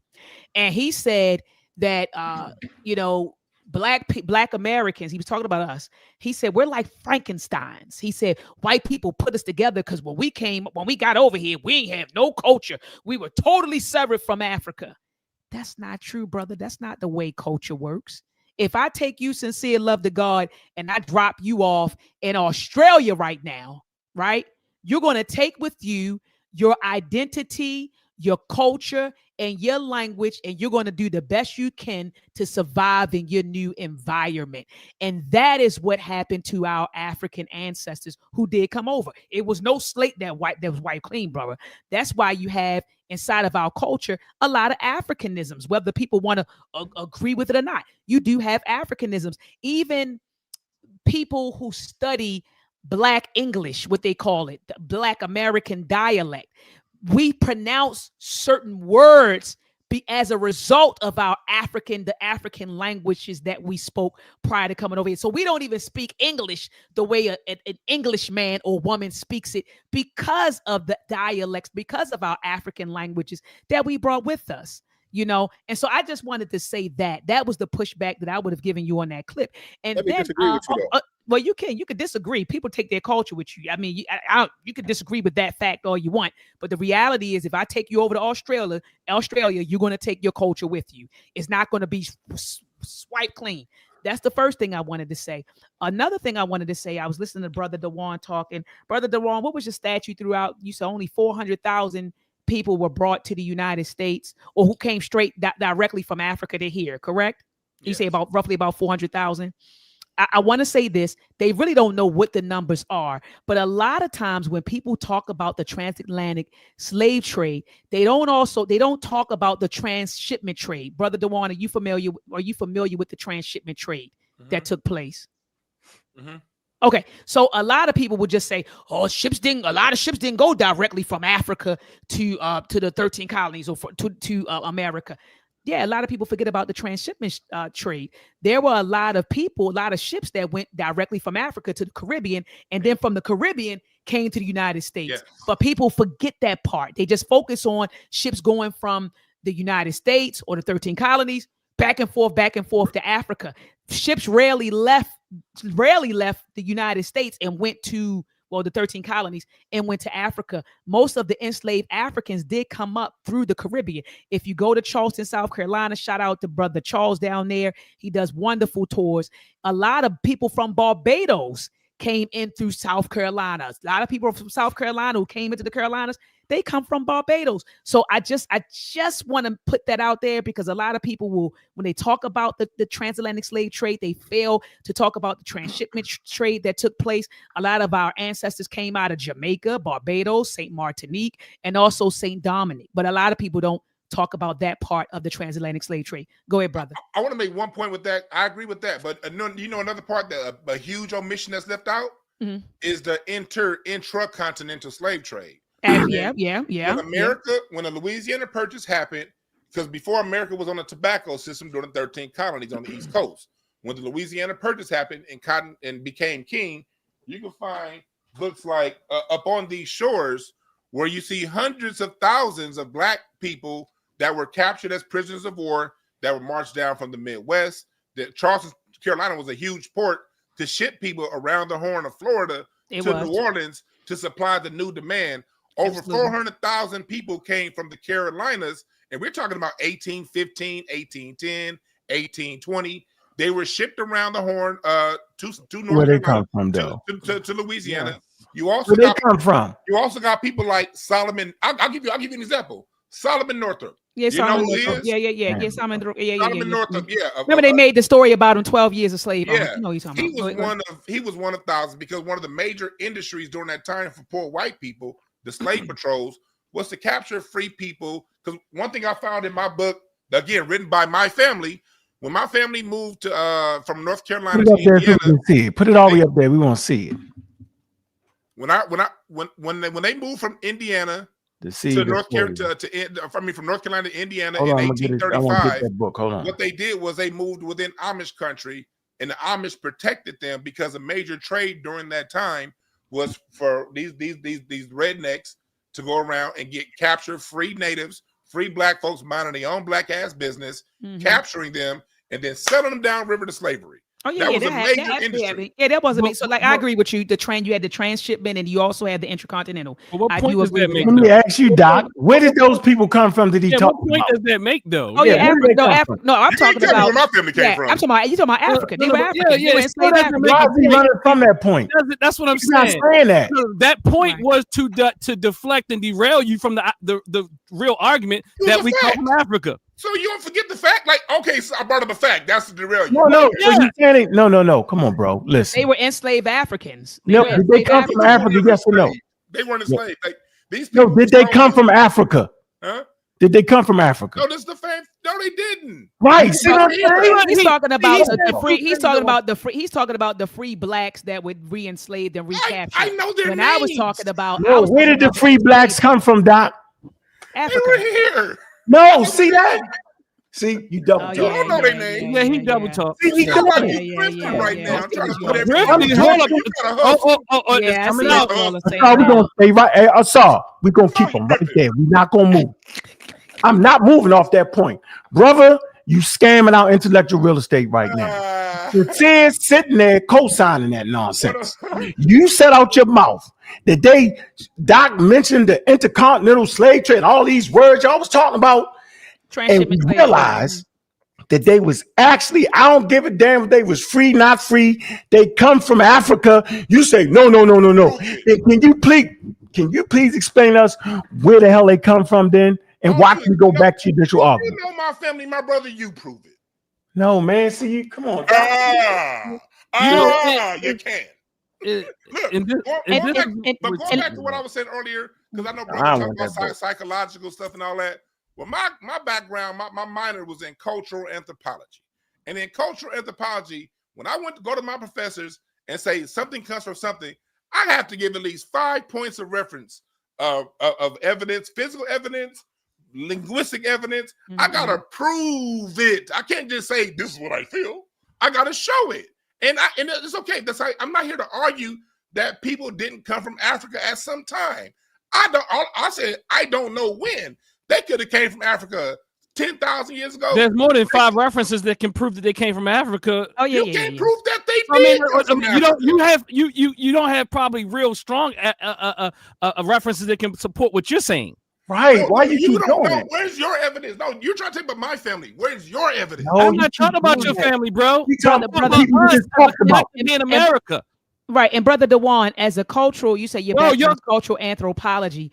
As for that No, background, he's do you scamming. He agree? ain't do that. Let me ask you this. So, if that's your background, do you agree with Sincere's statement that when a people go somewhere else, that they are stripped of their identity and culture, and the slate is run the white clean? Scientifically, when a group of people have been on a new land for more than 3 generations, they're now part of that place, and they've developed something new.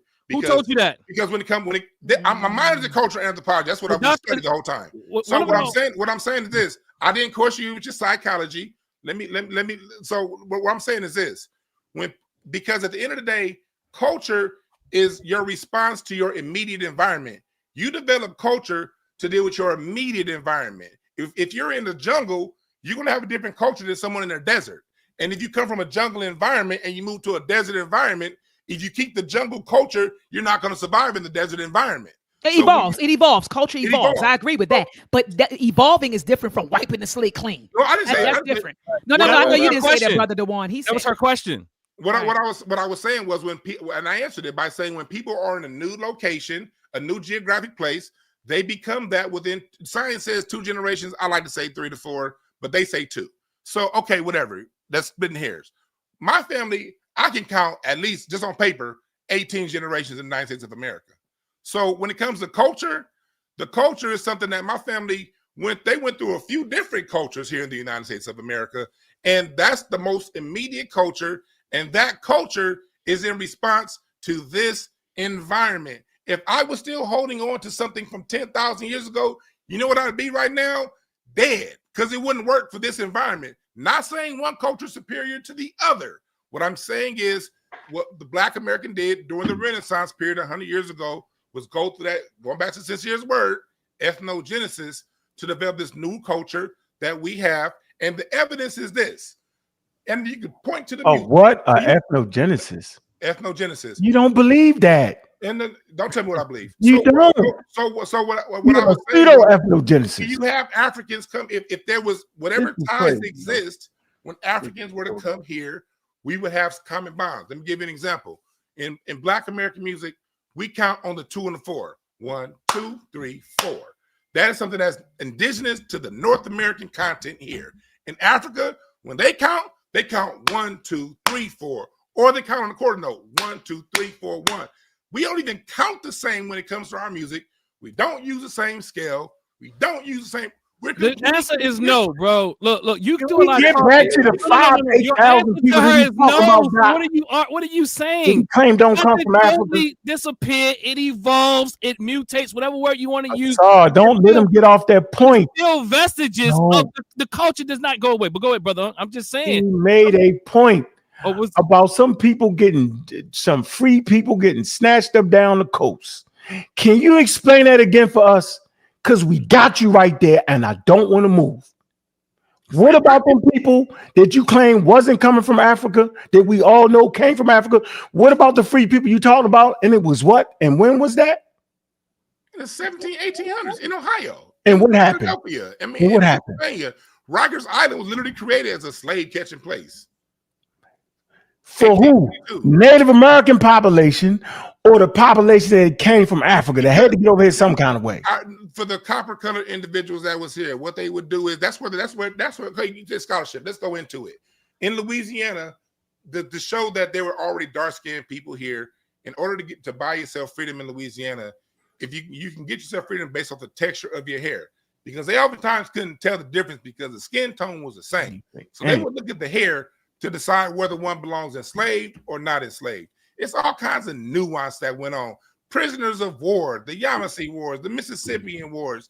You have all kinds of stuff that happened on this land that's very deep and it goes back very far. But I tell you one thing. Who was it, brother? Who was it? Who was it? Answer question. Look, you go. I answered already. I said Yamasee. I said Mississippi Wars. I answered. Unc said earlier, and he caught it because you said you said some slick stuff earlier. You said the Native Black Americans, right? So so you do say things in a way that kind of confuse people, throw people off. So who was it? Who were these people? That is his question, not the whole history lesson. The copper-covered individuals. Who are they? Who are they? Who are they? The copper-colored individuals that were discovered. There was no one people. There were hundreds of tribes here. What are y'all talking about? That don't got nothing to do with the African Americans, though. It's hundreds of tribes here. That don't got nothing to do with the FBA. It got nothing to do with the FBA. It does not. Here. It absolutely does not. Here. So let's change the conversation. Let's talk about the ethnogenesis. Doc, can you please explain to us what an ethnogenesis is, please? And I'm gonna share my screen because I'm tired of playing this wild ring around the rosy, acting like we don't understand what you're saying. For so long, I'm saying you got energy. No, I don't got no energy for this. Not like this. And sincere, I'm sorry. Did you want to get something off? Yeah. What do you have to say? Because you think that it was black people here already. We got you on that. But let me say this. Let me say this. There are some folks who think that, and I keep hearing dark skin, the skin color, the skin. A lot of that was happening, especially if you watched the first like 45 minutes of American Maroon. A lot of things, the dark skin, you see the skin, the skin. Dark skin does not equal us. Just because you see a dark skinned person, that does not mean it's you. Okay, right. It doesn't mean that it's you and your people.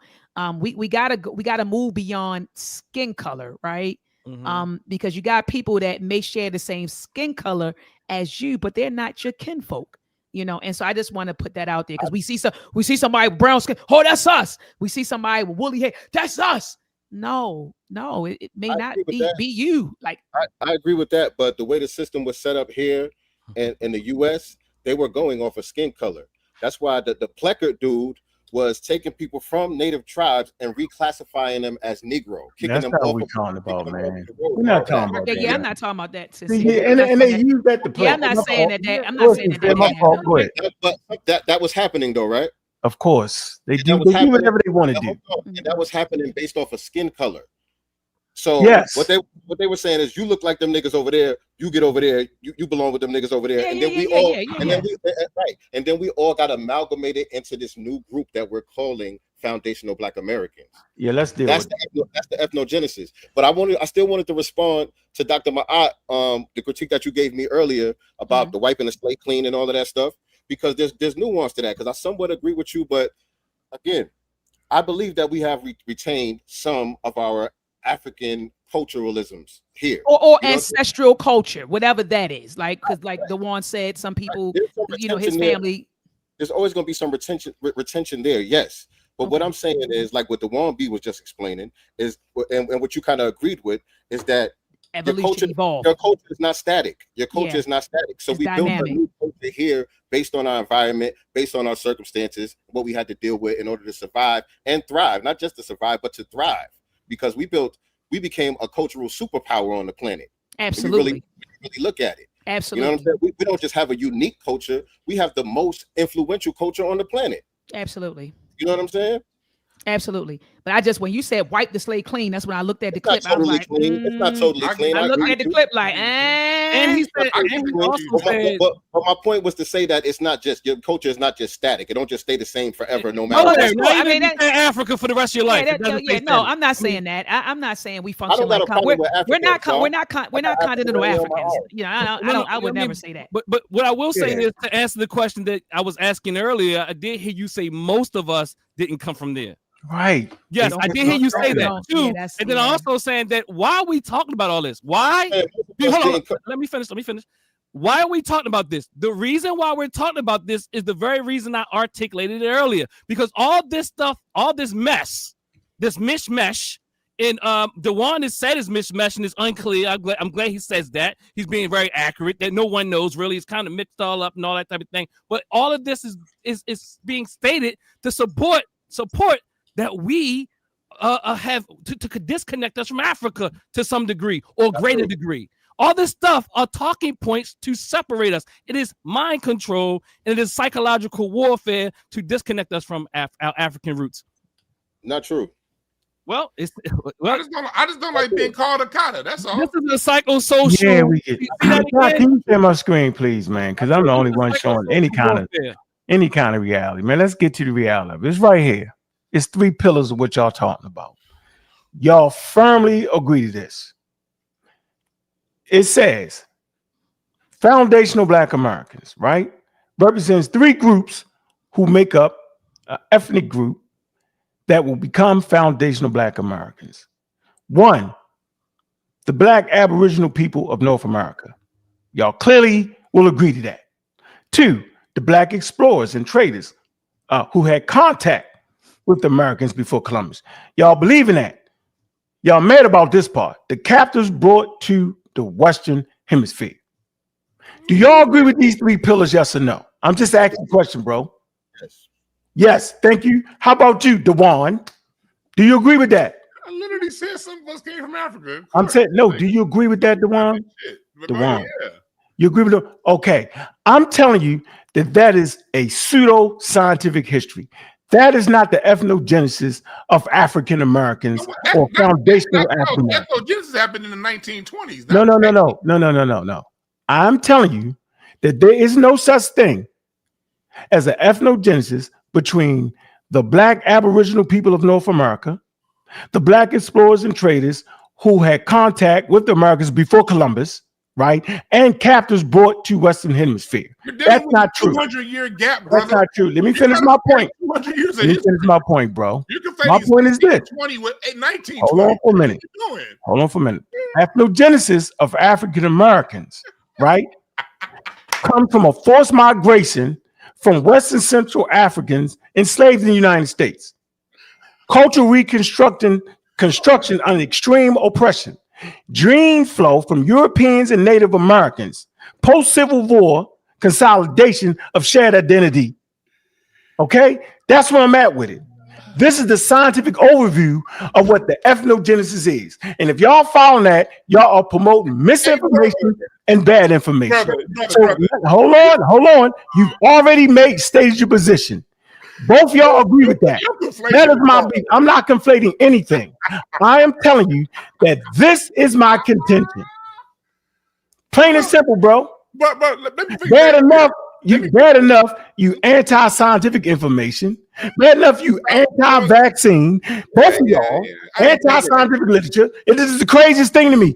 The whole FBA crew be anti-vaccine. Why? It's in a Hidden Colors movie. The whole Hidden Color movie is anti-vaccine, which is anti-Black people, right? And if you don't care about the health of Black people, then you don't care about Black people. Hey, look, let me make something very clear. Yeah, I know you ran from that. I didn't do nothing but tell the truth. We're doing communication. Yeah, what you just did, you just had one of the that was very, most of your fallacies are good. That one was horrible. because you just took the 1600s and said this happened in the 1600s. This is what they did, and we're talking about an ethnogenesis that happened in the 1920s with the various Renaissance periods around the United States of America. What? Let me explain.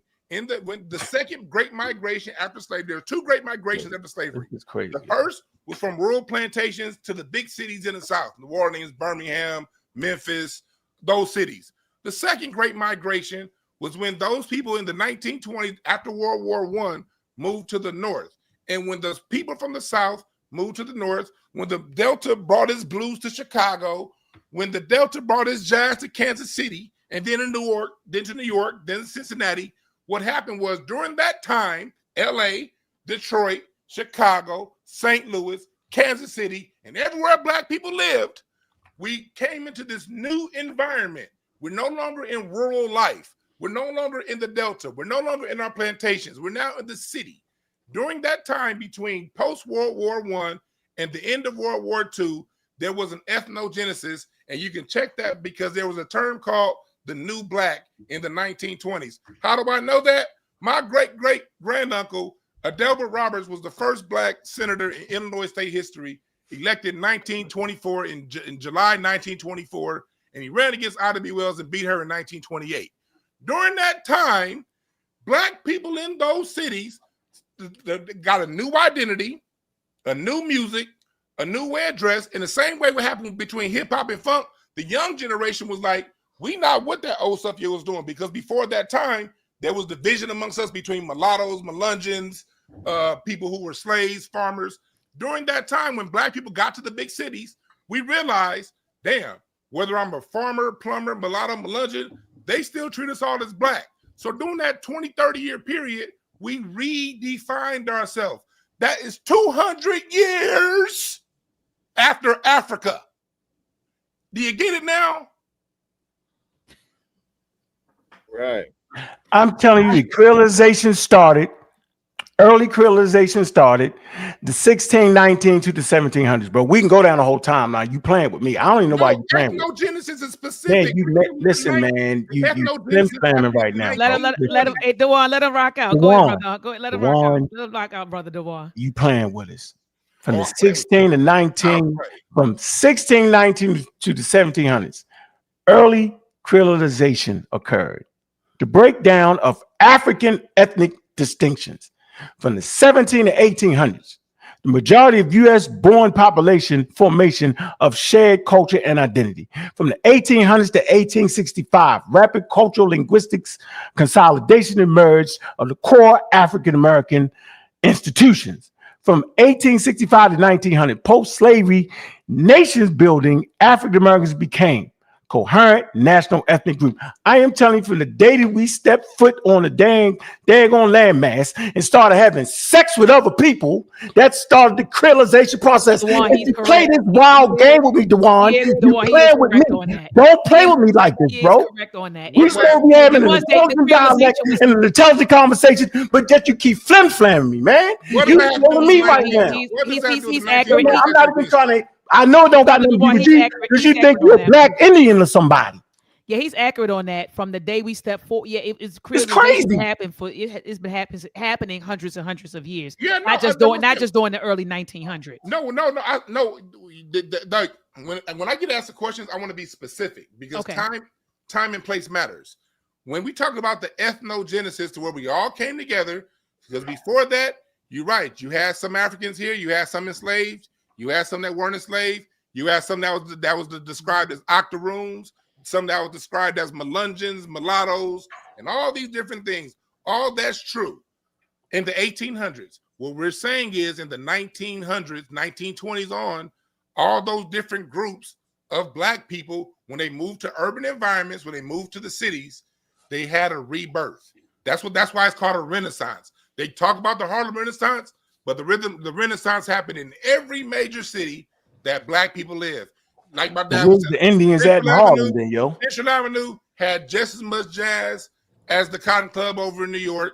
What was going on in Cincinnati, what was going on in Detroit, Chicago.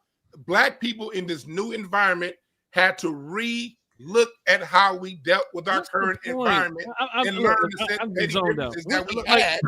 Again, what's the point though? because Look, we bro. What is the point? See, this is what I'm saying. You're fighting, even though you might not admit it, you're fighting in all ways not to be African. That's all it boils down to be. This is all it is. I mean, I didn't zoned out. Your whole argument is that you're not African. I hear him. If you don't want to say it, you flim-flamming. No. The whole argument is that not only are you not African, and that most of us in America is not African. It's the same thing that my dear brother Sincere said, that he said he didn't say earlier, but he said it on the very video that put out there. What I'm saying is, y'all act like y'all wanted to know where these points came from that I was talking about, but put the footage in both of you said it. He did.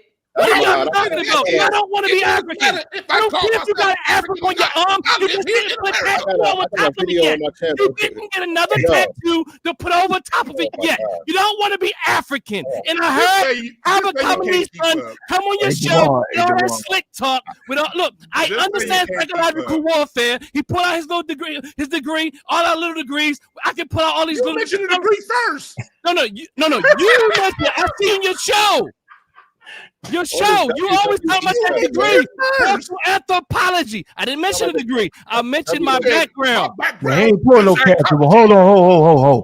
Hey, Dwann, you didn't show us nothing with cultural anthropology, bro. You didn't. I know you scared. My minors in cultural I don't believe you because you wouldn't do this. Man, you just don't want to be African. Just say it. I want to hear from Sincere. I want Sincere with you. And all these ideologies. Is it by happenstance that both of y'all believe that people? This is the ideology that I'm talking about. Is it by happenstance that both of you believe that most people here that look like us did not come from Africa? Is that by happenstance, or is that a part of the Tariq Nasheedian ideology? Asar, are you under the impression that somebody is afraid of you? Right. No, I don't. No. Because listen, because the reason why I asked that is because people only lie when they're afraid of somebody. They're afraid of somebody. No. Let me tell you what you're afraid of, though. Let me tell you what you're afraid of. You're afraid of Africans. You're afraid of Caribbeans. You're afraid of them coming to take the stuff that you'll never get the way you're trying to get it. You're afraid they're going to take your reparations. You're afraid of Africans, Caribbeans, all Africans that are not from the United States. Dwann, you look good, brother. Y'all got Dr. Saul pissed. I don't care if you're scared of me. But you don't have to be scared of me. That's no reason. I love you, brother. I love my brothers. But you are lost. I'm gonna call TDJ. You got y'all didn't make Dr. Saul. Y'all didn't got the. Hold on, now I'm getting mad. Psychological tricks. I know what you want, Asar. I know what you want. No, I know what you want. I just y'all it out. Y'all done got the good doctor upset now. You are just dying for Tariq Nasheed to make a cartoon out of you. You would be a good cartoon. It doesn't matter. He can make me famous. Make me famous. Make me famous. Look, put him on the cartoon, Tariq. No cartoon, my man. You need to make the cartoon, and that is your leader. That is your leader. He just green lighted for the cartoon, Dwann. You ain't right about that, Sincere. Hey, they gonna have you in the cartoon looking wow. You know you're good at that. Omar, they gonna have Hey, Tariq. Hey, man. Don't put me on the cartoon. What would be his name in the cartoon? Tariq Nasheed to make a meme out of me. And I'm supposed to take him and you serious. No, I'm the one. I ain't fooling. Guess what? But sincere. I do still think you sincere. Honestly, I'm be honest with you. I still think you sincere. But I think I hear you. Let that man talk. Yo, get that man. We gonna hear you. Go ahead, Sincere. Look, the title of this broadcast. All right, go. Let's get to it. The title of this broadcast here says FBA response to Dr. Ma'at's interview with Professor James Small. We have not done that at all. All right, well, let's do that for the last 10 minutes. We're going to get ready to close out. We're going to do it for 10 minutes. I'm sorry. We're going to do 10 minutes. This whole conversation, this is exactly what I didn't want to happen at all. Like this whole back and forth about what you think about Pan-Africanism, FBA and all that. People could be whatever they want to be and think whatever they want to think. It's fine. I don't go around attacking people's channels that make Pan-African content. If that's what you want to do, that's fine. I don't make content trying to dispute what you're saying or none of that. You know what I'm saying? If you think something is a dirty glass, just put a clean glass next to it. That's all you got to do. Now, Sincere, you do say, Sincere, you do take shots at Pan-Africanism. You do. All the Sincere, time. come on, I've heard Y'all you, was brother. even- We got to be truthful now, Take man. shots. Y'all was You even doing it with do. the doctor. Oh, it's outdated. Wrong. It don't work. I mean, you say, No, you I say give your my stuff. opinion You about it. say I your give my stuff. opinion. Yeah, I you give say my your opinion. stuff. I give my opinion about it when we having Yeah. those type of discussions. But what I'm talking about is I don't go around to Pan-African creators channels and be all up in their chat room and doing responses to all their videos and being upset about what they're doing. I don't care what y'all doing. I don't That's care. what FBAs do, though. Doesn't matter. That's FBAs do that better than any Pan-Africans. We like the first people who are Pan-African or adjacent that really have taken this up. So I want to say, Unc and Asar, Uh-huh. you guys. To me, it seems like y'all really want, y'all really want the attention from Tariq Nasheed. But his spaces are open every night. Every night he does live spaces and he allows anybody to call in and get on the mic and say what you got to say. I didn't even say nothing about Tariq. I haven't said why you keep that go from Dwann, who says something foul out of his mouth. Why I don't y'all just do definitely that, would you though? get away with that, Dwann. Well, I'm gonna play that But clip. that's the only reason why we're And I'm saying, hold on for a minute, bro. That's why Hold we're on. not talking about the topic. That's why we're not talking about the topic. No, we're not talking about the topic because we actually was talking about the topic. We never talked about the topic. Yes, we did. We And I did in the didn't- beginning for like. And I 5 or didn't 10 talk about minutes, but Tariq then much at either. I'm that, talking it about the kinda went- I have not ideology. even mentioned Tariq's name, bro. And I'm talking about the ideology that comes from Tariq. Right. I'm saying I don't care about Tariq and his pseudomentaries. In his wild almost museum. I don't care about that, bro. See? It's the truth. Okay. It's not a curated museum. And he never said he was gonna have a curated museum. Since I'm talking about Tariq, so let me talk about Tariq. I ain't running from Tariq.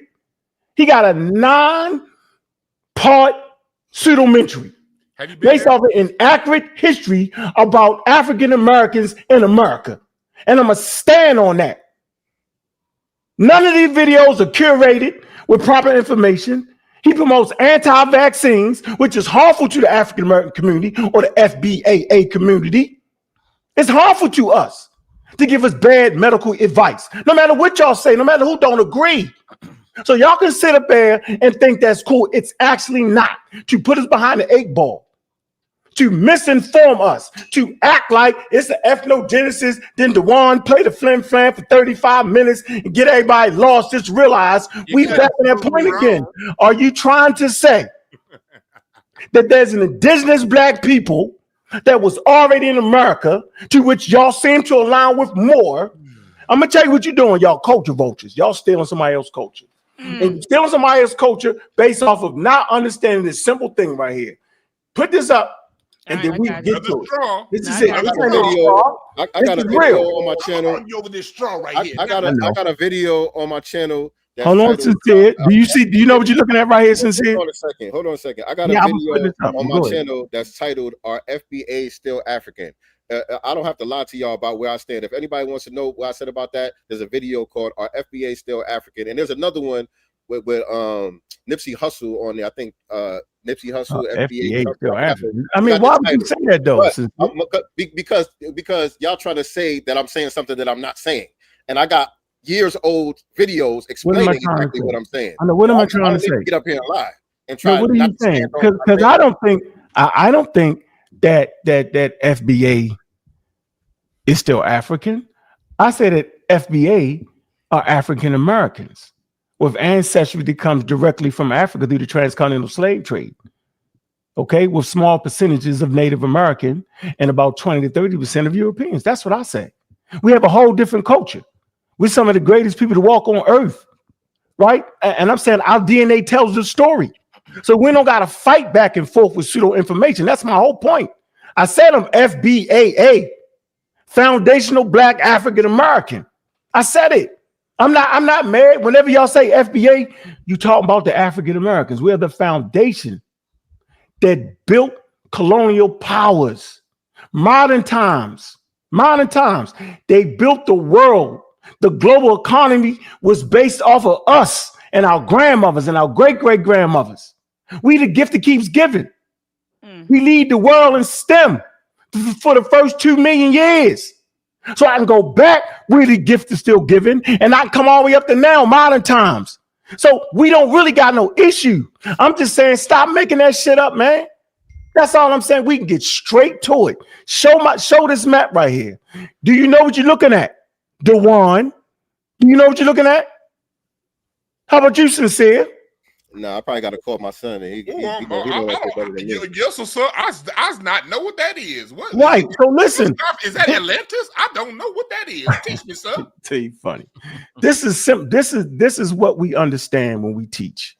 This is simply a skin color map, right? The darker shades are more closer to the equator.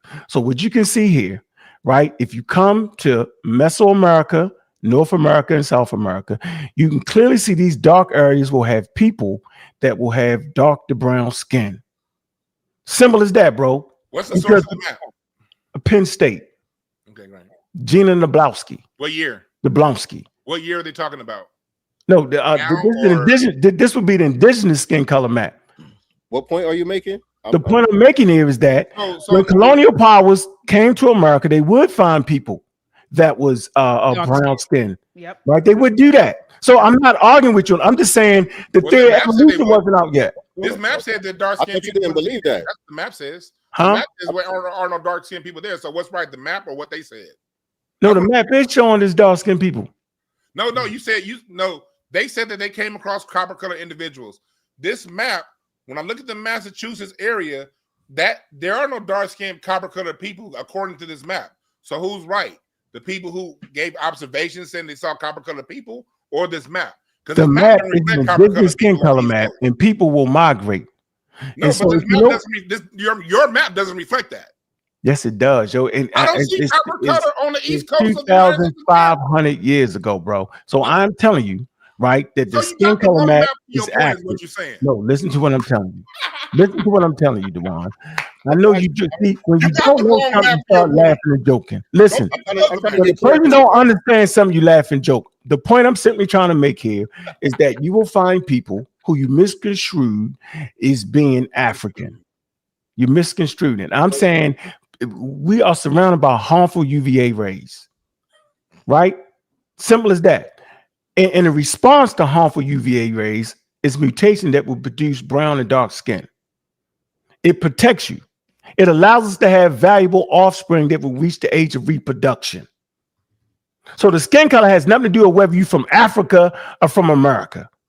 The planet, human beings are in the temperate zones. So the majority of Earth inhabitants anyway live in the temperate zones because we start off naked, Dwann. I know you think we start off with 3-piece suits. That's another straw. It's not, I don't know what you're talking about. I'm simply saying y'all keep hollering about brown people. Hell, look at all the brown peoples around the world. No shit, Sherlock. That's not a defining factor of who we are. Y'all keep doing it. So there is no indigenous black people, but there are people with brown skin, and we know their names, the tribes. Y'all name them all the time. That's not you, right? You have small percentages of that. And you shaking me. Name my family that's in those tribes. What are you talking about? Nah, man, you know you playing. Francis I'm not listening to you. I named her. All right, I said I made my point. I just want to make sure I understand. I Made my point. Name your African ancestor. Give me one name. Give me one. Just one. One. Give me one African name. See why is that? Look, see, yeah, that's not what I'm. No, I'm with you. I'm not saying that, Dwann. You think I'm sitting here tonight telling you that I'm African? No, bro. I say I'm African American. You have been describing African Americans by saying they are the foundation of America. Okay. Everybody knows that, Dwann. We're the foundation of the global economy, bro. It was free labor. No one denies that, Dwann, at all. No, I don't think I'm an indigenous African. I don't care to be. I love y'all. I'm an African American with my own culture, with my own. We speak our own dialect. We speak our own vernacular. So you got me fucked up over here. Excuse my language. I'm not the guy. I never said I was Pan-African. Never said that. I'm not attacking Tariq. He know he got pseudo-mentries. He used all the elders and they pseudo ideas to build his platform. I'm gonna be the one to say it. James Smalls was on y'all side with that pseudo mumbo jumbo. He was. And for some reason, y'all count this man out because he gave a fair critique. You critique him sincere for an hour and a half. You and your co-host eating French fries. He was eating French fries, cracking jokes. Sincere, y'all did, and I'm glad that this is a good segue. Hold on, Sincere. This is a good segue too to get to go back to Sincere point. Yeah. But Sincere, you all did, because you did say when we were on the phone, you said, "Did you watch it?" I said, "No, I watched a clip of you and Chase, brother Chase, and your co-host talking about it." And I said it sounded like y'all were kind of clowning him in a nice way. And then you said, "Well, you didn't see it. You didn't see it. Go watch the whole thing." Sincere, I went and watched the whole thing. And I sat back and I said, you all were clowning him. You just did it in a nice way. I mean, it wasn't like you didn't curse him out or mother F that. It wasn't that. But it was clown. Sincere, y'all. I had the clips. I don't want to play. We got the clips. We got like 10 clips, Sincere. I don't want to do that. But it was disrespecting the elder. Is that your take on it? Did I say disrespecting? I'm asking. I say clowning. I didn't say. I said you did it in a nice way. I didn't say you was mother F this. It wasn't that. But y'all were like clowning him. I got 10 clips in the. I got 10 in the clip. I'm telling you, you were. I'm telling you, it was a bit condescending. Yeah, there you go. It was kind of condescending. Yeah, it really was. I keep saying clowning, but I love what Dr. Asar said. You did come off a bit condescending when it came to the elder, and it was exactly what I thought it was. I saw that one clip and I said, "Oh no!" And you said, "Well, you didn't see the whole thing." I'm like, you know what? He's right. I didn't see the whole thing. But when I went back and looked at it. I'm using the word clowning. I agree with Dr. Asar. You were a bit condescending. You were. Okay. And okay. So I Can I make a point about Dr. Smalls? Yes, sir. Because I did my video and I wasn't part of that video. And here's what was my point of view when I reviewed it. Like I said, and I took heat from my following. My own miles or something where a lot of them are mad at me. I said very clearly, I still love Dr. Smalls. I just disagree over this issue. And Dr. Smalls, because Dr. Smalls means a lot to me because I'm not going to throw out all that he's taught me from a distance over the last decade plus from when I've been listening to him. I can't throw all of that out because I disagree over this issue. And when it comes and when it comes to Pan-Africanism, if you see via me, you'll definitely see me clowning Pan-Africanism. Why? Because I was once a Pan-Africanist. Dr. Smalls has the Sana Lodge. You was a Garveyite. Sana Lodge for a long time. You was a Garveyite. You weren't a Pan-African. Yeah, you was a Garveyite, bro. Keep it a buck. No, I wasn't a Garveyite. No, I was never a Garveyite. Then you don't know what Pan-African. No, I wasn't a Garveyite. Can I finish my point? Yes, sir. Yes, sir, Dwann.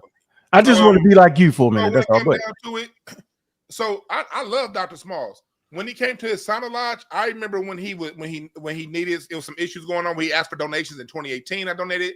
Hell, I gave hundreds of my pandemic money when the pandemic happened. He went on Brother Rich's show and he talked about some of the issues because of the pandemic. I donated. I've always been someone since the 90s that believed in the Pan-African ideology. The issue came in when it wasn't no Tariq Nasheed, and salute to not no disrespect to Tariq, but it wasn't him that got me thinking like this. Y'all keep putting Tariq up. What got me thinking like this was when I went back to my alma mater, CSUN, and saw a bunch of Africans treating the Black Americans disrespectful. When I saw what was going on with my cousins down at Howard University, where the Africans was treating them, then I started dealing with a lot of stuff. I said, you know what? These people don't respect us. And nor do they not respect us, they don't reciprocate. Any relationship requires reciprocation.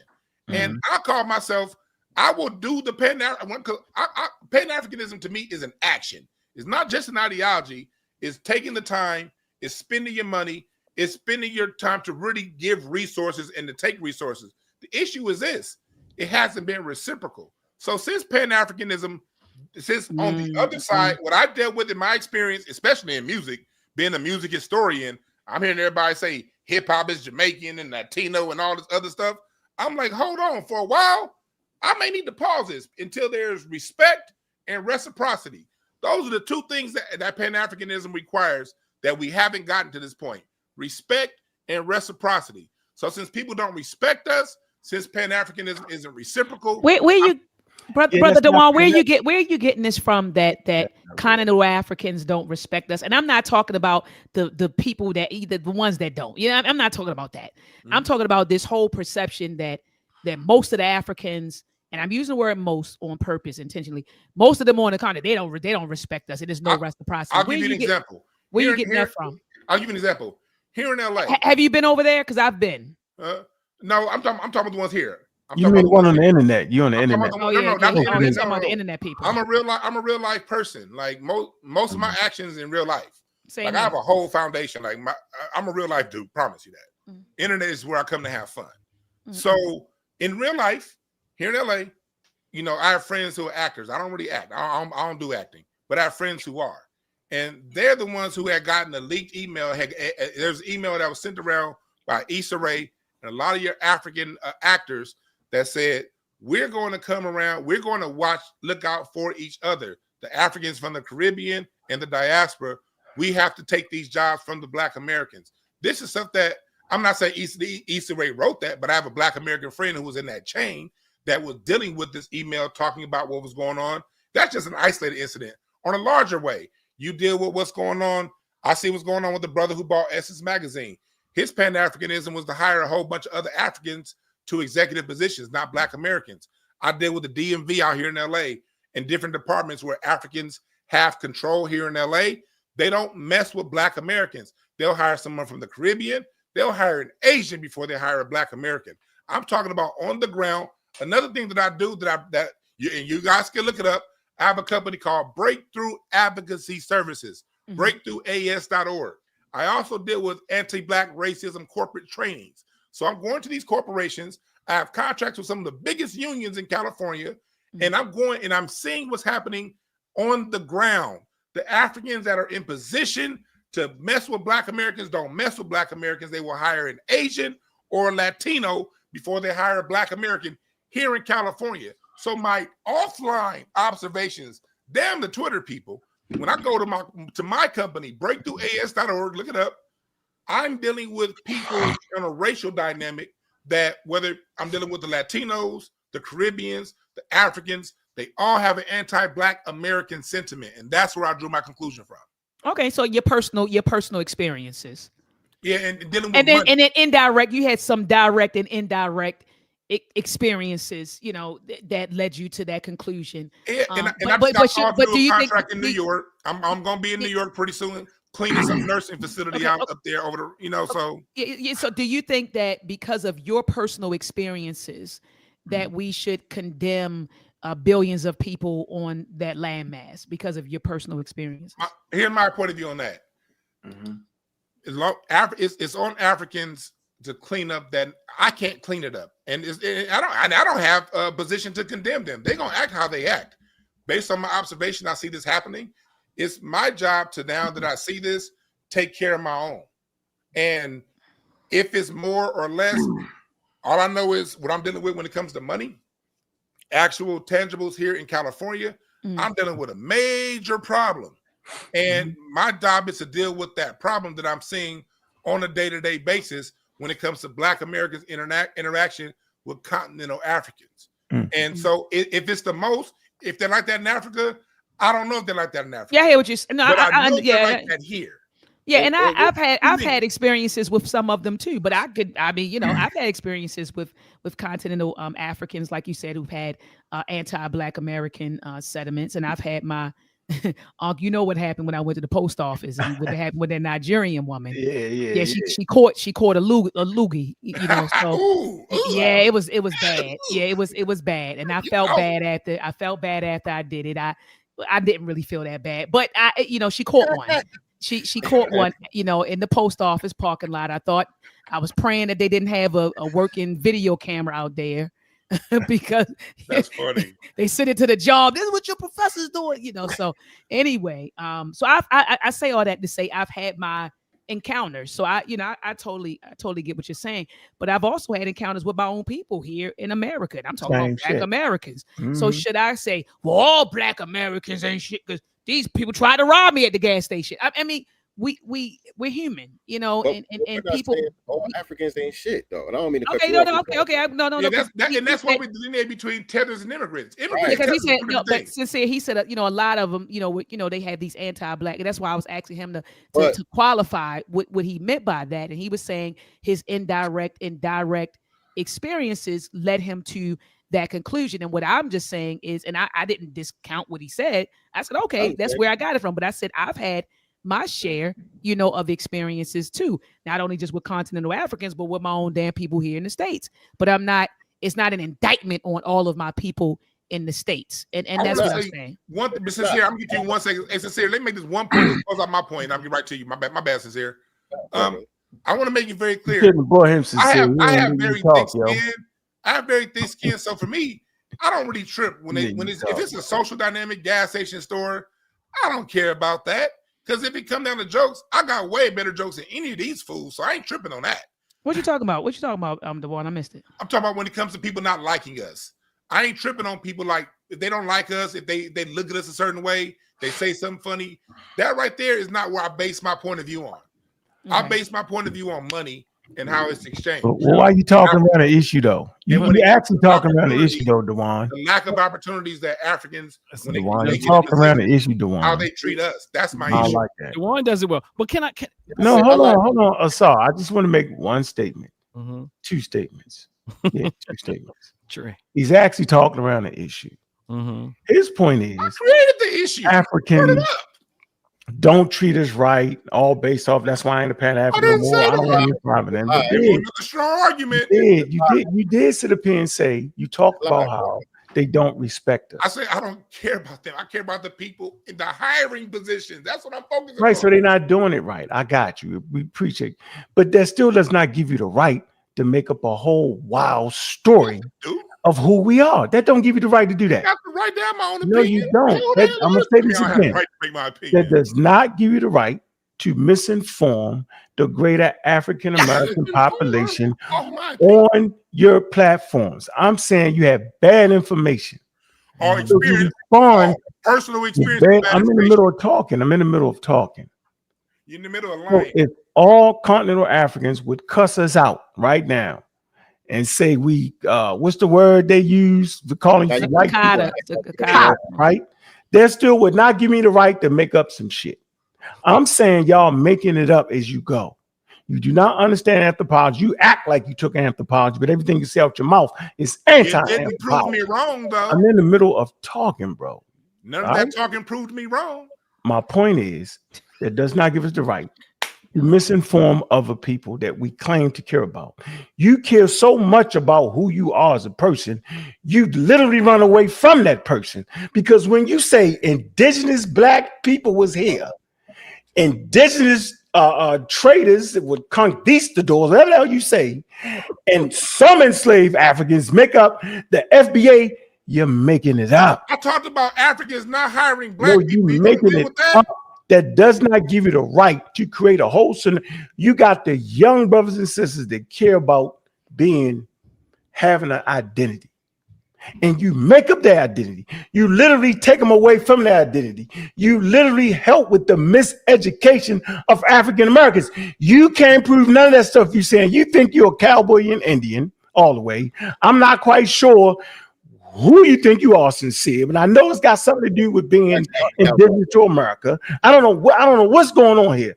What I do know is Professor James Smalls, he kicked the same pseudo judo nonsense for years because I done argued with him for years. He gave y'all sway. Y'all got on his shoulders, y'all rolled that, and now all of a sudden, because he decided to say y'all was CIA, right? He said y'all CIA, right? Because he don't understand why you're attacking Africans. And then he say, no, you might not be CIA. I don't think it's that, because he said that. He said, I think it has something to do with COINTELPRO, where they get in and throw mixed messages. What I do know is that the Russian government had all y'all confused and think you was something you really wasn't. They did that for that election. We all know they did. Misinformation. What the hell? They did that. I'm not just what bot lie? Was that the Russian bot lie? What happened? Oh, no, there wasn't no lie. They really did that. That's not a lie. What are we talking about here? What are we talking about? I'm saying, I'm gonna say this again. I'm gonna say this again. God killer. You a massive. I'm gonna say this again. Boy. Everybody knows. Never lost again. Bates. Russians. Bates shit. I mean, it's okay. All right, now that's where we at. All right, let me play the next. Playing hopscotch. I got you. You're using maps that don't prove your point. Oswald Bates talk, man. I got you. All right. Now you talking about let me play this clip. Needles and vaccines. Let me play this clip. Let's see where we at. What we about to deal? We about to deal with rainbows and unicorns next. Now, the vaccine was the literary test I gave. If you think the Twin Towers was a conspiracy, if you think the vaccines was made to kill FBA and was not efficient for African Americans, you're a damn flaming pseudo. And since y'all didn't answer the question, I already know y'all flaming pseudos. I didn't even bring up. I already know. Let me play this clip right here. Play the clip. Right. Play the clip because we gotta take it in. We gotta wind up. We gotta. You know what I'm saying? We have people, black people here were shedding blood for freedom, for equality, for the right to basically exist. You know what I'm saying? They didn't give a damn no more. We're not just going to bow down to y'all. And if that means shedding blood, that's what we're going to have to do. They have not done that yet. And the expectation is for us to stand, you know what I'm saying, and what's the word? Sacrifice our bodies, our blood, our everything, for these people to come here or to gain their resources back there without getting anything in return, because they're not doing anything for us now. And he's talking about, he feels sorry for us if we want to stay over here, but they all trying to run over here. And he here too. They trying to get on the first thing smoking. And Elder is here too. And Debo, I think that's what it is. Debo made a good point in the comments. Pan-Africanism never holds Africans accountable. And I agree with that. That's not trtrue. They never hold them accountable. Because they romanticize Africa. No, we they don't. Have this Wakanda idea of Africa that doesn't exist. I just... can I start playing? Yes, absolutely. I want you to remember. I gotta let me respond. Pan-Africanism. Dr. Mike, he just said he said he don't talk about it. He don't take shots at it and all that. But we just heard the clip. That's why I just So that's first of all, I don't know any Pan-Africanist, and I am a Pan-Africanist. I'm in that world. No one romanticizes Africa. Are you crazy? We know the issues they have going on over there. I got people over there. I've been over there. I got projects. I got work over there. So if you haven't I'm at this point. I don't want to hear nobody give their opinions on, well, I guess you know what, your opinion on Africa, you could give a million opinions. But there's a lot of, I'm just going to say, uninformed, unqualified opinions on what Pan-African is and what it isn't. You're not even in the world. That's like my mother trying to tell me what goes on in the drug world. She's a law-abiding citizen. She wouldn't dare come and try to tell you what's happening over east, Dr. Assar, what's happening with the vice lords or she couldn't tell you. She's not from that world. She's not over there. I am a Pan-Africanist. I'm also a Black nationalist. Nobody romanticizes Africa. Where you get everything is great over in Africa. They don't have no issues. I don't know any just like you said, I don't know any FBA that talks like that. I don't know any Pan-Africanist that talks like that. They know Africa has a bunch of issues. So that's the first thing. Then you said they wanted to be a big Wakanda and all a big melting pot. That's not what a Pan-Africanism is. That's what I recommend. Hold on. This is what I recommend. Sincere, grab this book. Where's my man Dwann? Dwann, grab this book right here. Educate yourself on what Pan-Africanism is and what it isn't. So we can have a fruitful, intelligent conversation. Grab this. It's by Baba Imhotep Fadiu. Please grab this. And then let's have a conversation about what Pan-Africanism really is. Have you ever read any books, Sincere, Love to God, on Pan-Africanism? Have you read any books? I can go grab. My library is right behind me. And if you say you did, I'm going to say pull them out. Have you read any books on Pan-Africanism to have a qualified opinion on what it is and what it isn't? When you want to narrow me down on a specific question, but when I want to speak, I'm not allowed to speak. You've been speaking the whole time. You've been speaking. Goes all over the place, and it's like the things that I'm trying to address, I never get a chance to address and really unpack what's being said. You playing these little clips, and I'm trying to qualify what I'm saying in the clip. I haven't even had a chance to do that. I'm not playing the clips. I'm not playing the clips. Ankh is playing the clips. And it's okay. You spoke, Brother Sincere, love to God. You spoke on this platform way more than I spoke tonight. I don't know what just happened. Am I still here? Yeah, you're still here. We just see your Black Indians came and got you. We see your avatar. Okay. But I feel like the brothers spoke way more than I spoke for doing this 2.5 hours. That would way more than I spoke. Way more than I spoke. That is the two with the more than you. You said what happened? What happened, Sincere? I said that's correct. Everybody spoke way more than you. That is a fact. You know what I'm saying? Go ahead, Sincere. Go ahead, brother. Explain. Go ahead. Qualify what you want to say. You speaking for yourself as a Pan-Africanist, I agree with you. As far as what I know from Dr. Ma'at, I can say, yeah, I agree with you. You're not one of those persons that I'm talking about who don't hold Pan-African, don't hold Africans accountable and all that stuff. You're not one of those people I'm talking about because I've heard you do so. You know what I'm saying? In your videos and your lives and stuff like that, I've heard you do so. You know, you was a part of the FBA rally for reparations and all of that. I've heard you give a good balance on these conversations. So you are not really the person that we're talking about. But in the video, I'm responding to the clip that we were playing from Professor James Smalls, where all the onus is on us to open up this doorway and create a platform for Africans when they come over here. We're supposed to have this big warm welcoming for them when they come over here, but there's never any accountability for the anti-Black American sentiments that they bring over here and the undermining that they do. When we talk about this thing, people act like they don't see that they come over here and create their own little enclaves. They go to their own little separate churches and all of that stuff. They get into neighborhoods, their own neighborhoods. You know what I'm saying? They get into political positions and they get in the media and they speak against our interests and they push legislation and stuff like that that's against our interests. That's the thing that we're pushing back on. Not somebody saying, oh, I don't like those niggas over there, those are katas over there. That's one thing, that's whatever. But when you're getting into the political positions and you're getting in the media, you're doing real damage to the community, you know what I'm saying, with your anti-Black American sentiments. And that's the purpose of delineation. We have to separate and make a difference so these people are not allowed to represent us in these positions. That's the point of it. So, it's not about, oh, we don't want to be African, we hate Africa and all of that. I don't got a problem with Africa. I got African people that I'm cool with, African people that I consider family, and Caribbeans. My son's mother is from Jamaica. Her family is from Jamaica. You know what I'm saying? His name is Heru. I don't got a problem with none of this stuff that I was being accused of on here, not by you, Dr. Ma'at, but you know what I'm saying? All of the stuff that is being attributed to me, the jacket just don't fit. Who accused you of anything, though? What did I accuse you of? I accuse you of promoting bad information on the subject. You don't fix the problem by adding more bad. Your whole thing is Black people wasn't here before the transatlantic slave trade, and then you pulled up the map and you showed that dark people were here. You know what I'm saying? Yeah, the majority of the planet are brown because it's for protection from the sun. But you're saying that ain't us. But the way that those people at that time looked, in today's time, they would be classified as Black.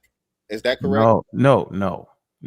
They would inflame the information. They would. Those people that you're talking about at that time, closer to the equator, the people that existed then, in today's time, they would be classified as Black, and that's what happened during a lot of these classified. You saying classified, right? Yes, they would be considered Black. Okay. How do you know that though? How do you know that? I mean, like what about when you go to India and people are darker than everybody on this panel? Right. Would you classify them as Black? You got Indians that come over here. You got dark Indians that come over here and get African American scholarships. Yep, the no, I'm talking about you though. No, that's not the point, fella. Right, but that's the problem that we're having. That's what we're trying to solve. No, I'm agreeing with you there, but you don't solve it with a lie. I know you understand what I'm saying. See, this is where the rubber meets the road.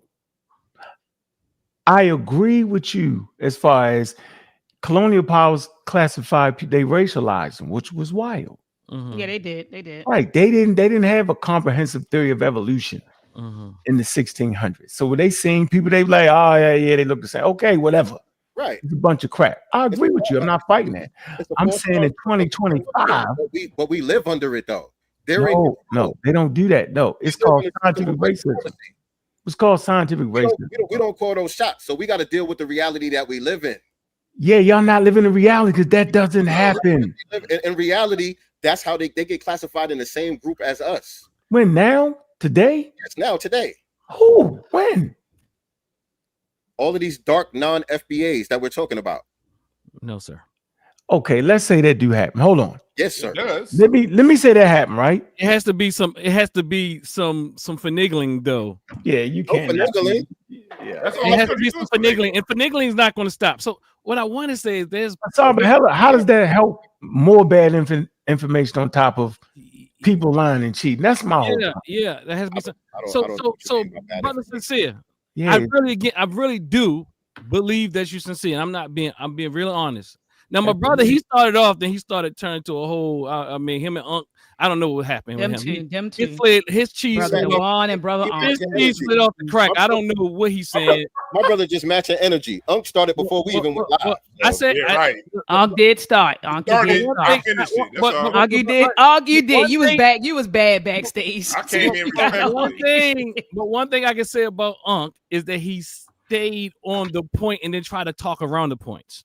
Now, in the vaccines. What are you talking about? No. He brought it up to prove a point. He asked the question. No, they playing on purpose. They know why. What I'm saying is, it's kind of like either we just don't understand, like when we're talking about things in generalities. Like that's why I keep saying, Dr. Mike, why social science is essential. Exactly, I agree. Because when you look at when you look at people and you keep saying those Africans, you have to understand what that implies. You're saying when you say those Africans, that is saying a great majority of these people do this thing. When you say that Pan-Africans don't do this, that means that most Pan-Africans don't do this thing. I'm not going to say that no Pan-African doesn't do that, but most Pan-African people don't do that. But when you look at this chat, I have not looked at the chat yet. I have not. But I guarantee you, statistically, when you go through there and look at those comments, all the Nashidian talking points that I spoke about will come out. Yeah. And they will say all kinds of hold on, let me finish. So also I want to understand. I really want us to see. And I think you sincere. I think you really know, but I do think this is a we are afraid. We are fearful. We're at war. This is a miseducation from a white supremacist system. And the thing is, it wants us to split. It wants us to fight one another. I'm saying that you can do what you're doing, sincere, and FBA or whatever can do that without all the other vitriol that comes with it. And that is what Dr. Baba Smalls was speaking. And we can, as long as you act like the majority of people out here in this movement are not saying these things, you are an anomaly. You are not I promise you, you are the anomaly, not the norm. Yeah. Also, let me respond to that. Hold on, let me finish. Hold on. I'm going to close. I'm going to say I'm going to land my plane. Is a divide and conquer technique and people playing on our fears. Also, hence, I understand why we are protecting this thing, but we don't see how we're being played. And again, it's all about Africa. Everything we said, you're right, sincere. I wanted to say the same thing you said. I wanted to say, wow, this conversation went way over here. But the reality is when you rewind this and you look at this presentation, a lot of the conversation was about really, even if people didn't directly say it, and even Brother Unc showed it in the clips, that it was about not only delineating from Africa, but delineating from African unity, not delineating, separating from African unity, a critiquing Pan-Africanism, and saying, and even in some ways saying that we are not African. Yeah, or majority of the people here, us, those of us who you consider FBA, would consider myself FBA if it didn't have all this ideological stupidity. But so what I'm saying, and yes, I will say I didn't say I have a degree yet, but I'm saying I'm a social scientist. So I'm understanding that there's a lack of understanding about statistics going on here. No one's asking. We're speaking in these generalities. You understand? And these generalities hurt us, and they create certain types of fear in our people, and our people jump on board with misinformation, which is miseducation. All right. Dr. Ma'at, you know I'm an MC, right? Yes. So I made a song called Revenge of the Akata. And the first line of the song, I said, this is for the tether class, not for the riders in the diaspora. And then I went on to express, the specific grievances. And I named all these bunch of different non-FBA groups, and not just black ones, by the way, either. Latinos, the Arabs, everybody got. You sent me that song. That's a dope ass song, brother. Yeah, it is dope. But it's not about you though, bro. That's what I keep trying to say. It's social science. From the first line that I said, that is my stance. This is for the tether class, not for the riders in the diaspora. I have always made a distinction between the two. That's one thing. Now, the other thing I want to say to respond to what you were saying, you said that Professor James Smalls was critiquing the vitriol that goes on in the FBA spaces towards Africans.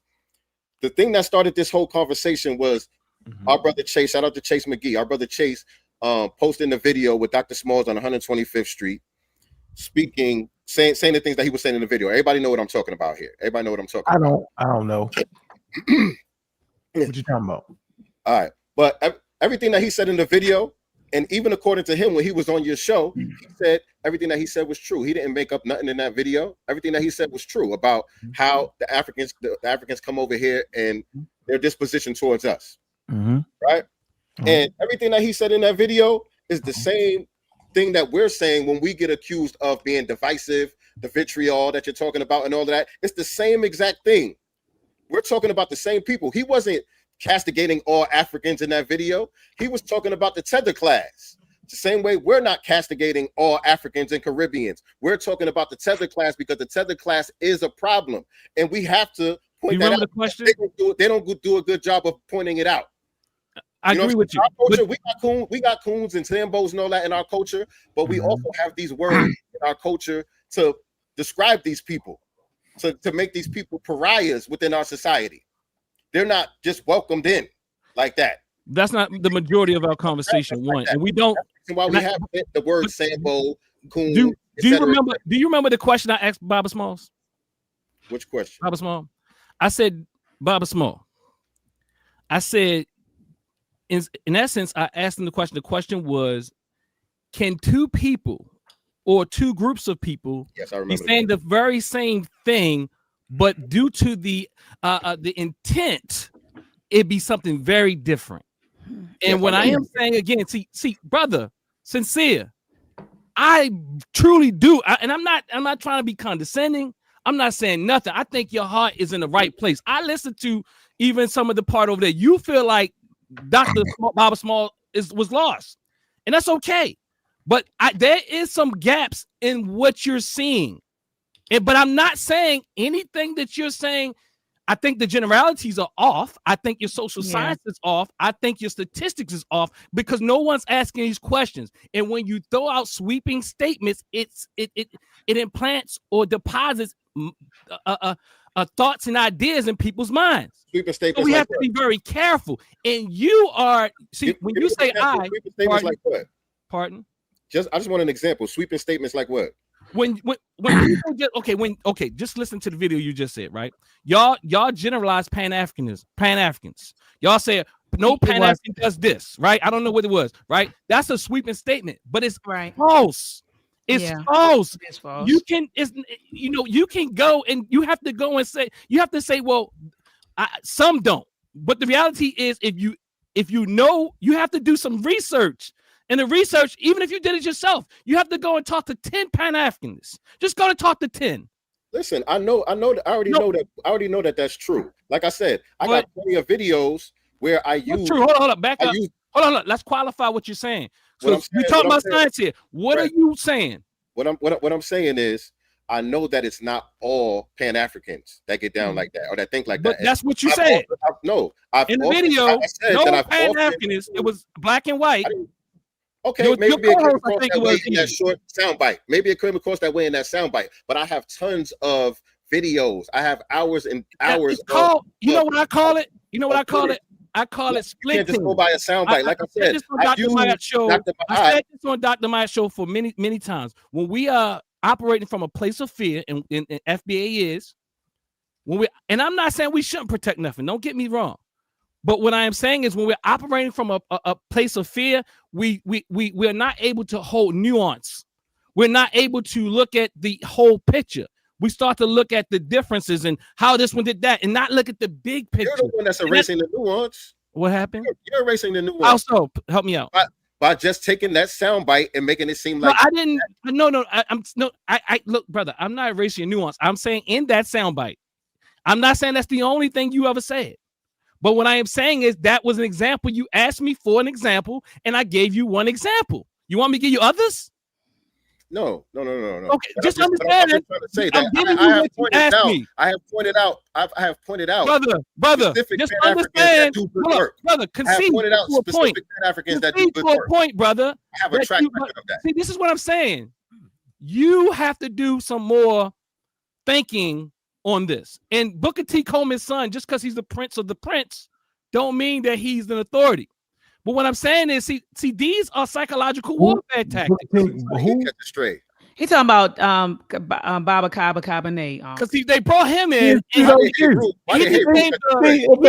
pseudo. They all misinformed. He became an authoritative figure, which is psychological science. Can I play this clip, man? I don't know why he just caught a stray. Why he caught a stray? He ain't catch no stray because he promote misinformation. It's not a stray for me. It's the truth. So he don't gotta be here. He be talking crazy when I'm not there. So what's the difference? No, brother, I think brother sincere is sincere, honestly. And I'm not trying to hear none of that. Let me play this clip. Hold on. Things. I would like to talk to you, brother. Yeah, talk to him. He's sincere. Let me say this. When I first came in the thing, y'all all said Unc started that shit. Unc don't start nothing. Unc just finish it. Let me show you what the brother said out of his mouth about me and why I came up like that. What's wrong with y'all, man? Not starting nothing. I'm just a finisher. He did say something about my coat. Yeah, he did. I'm a finisher. I ain't starting nothing. I react to it. I ain't only no damn Tariq to tell me that. Y'all see, the thing is, a lot of y'all got a hard on for Tariq. And his brother in the blue obviously has a hard on for Tariq. Man, please. If y'all get Tariq's dick out y'all mouth, y'all might see what's really going on. But my thing is, these dudes don't really see what's going on because they got Tariq's dick in their mouth. Dwann, that was not nice. That's why you came in. No, it wasn't nice. That shows why you came in with the smoke, but nevertheless, you came in with the smoke. Now let me talk. Because I come in with the smoke. And I didn't come in with the smoke for no damn reason. Long as I live, I ain't never letting a man push me to his private parts to say what's in my damn mouth without smacking the shit out of him. So we ain't playing this wild fake game where we fake and parlay. I already know what it is. That's why I came in like that. Y'all think y'all got some groundbreaking information and we crazy. I'm sitting there telling you, y'all producing bad information, and all the elder shoulders y'all standing on, they have produced bad information. The crop is fell. We here to raise the game. We raise the game now. We are fluent with what we talking about. We practice scientific literacy. We know when you scamming. Dwann flim-flammers the whole time, acting like it was 5,000 people in the coast and they was already here. Get out of here, bro. You scamming. Sincere, you acting like you understand the topic. You don't. None of y'all understand what Pan-Africanism is, and none of y'all know what the hell y'all talking about when we talk about an ethnogenesis of African Americans. Y'all don't know your daggone history, because if you did know your history, you wouldn't have came up on the damn radar. You the smartest one in the room, brother. I am not the smartest one in the room. I'm talking. So how come when I'm talking, everybody else got to talk? Let me finish my point. You smarter than all of them. Listen, yeah, I'm trying to tell you that I stand on their shoulders. And you upset because nobody won't really listen to you. No, I mean, let me say, he doesn't have to be smarter than anybody, but he is an intelligent brother. Hold on, let me defend myself. Let me take care of myself. Hold on, no, let me help too, because I want to look. You are an intelligent brother. Yeah, he is. He is. He No, really I is. don't listen. No, you might not say it. I'm saying it. Okay, appreciate that. Yeah, I could be the dumbest nigga on this platform. You're not. But what y'all can't do is y'all can't pull one serious scientific academic source. Y'all run around, y'all don't even understand evolution, because if you did, you wouldn't say the shit you've been saying at all. Evolution. He playing anthropology and don't know what the hell he talking about. None of y'all understand the subject matter. That didn't prove me wrong. Sincere over there is still thinking that it's 3 races. Sincere actually think it's 3 races. You want to play that clip too? Yeah, I'm gonna play that clip too, Sincere. I'm saying y'all not qualified to even make the daggone stances you make, because it's based off of bad information, and the elders' shoulders that y'all standing on, they misinforming us. He keeps saying, you know, listen, I don't gotta back down. Psychological warfare. None of this. Listen, I don't gotta act like the elders knew what they was talking about.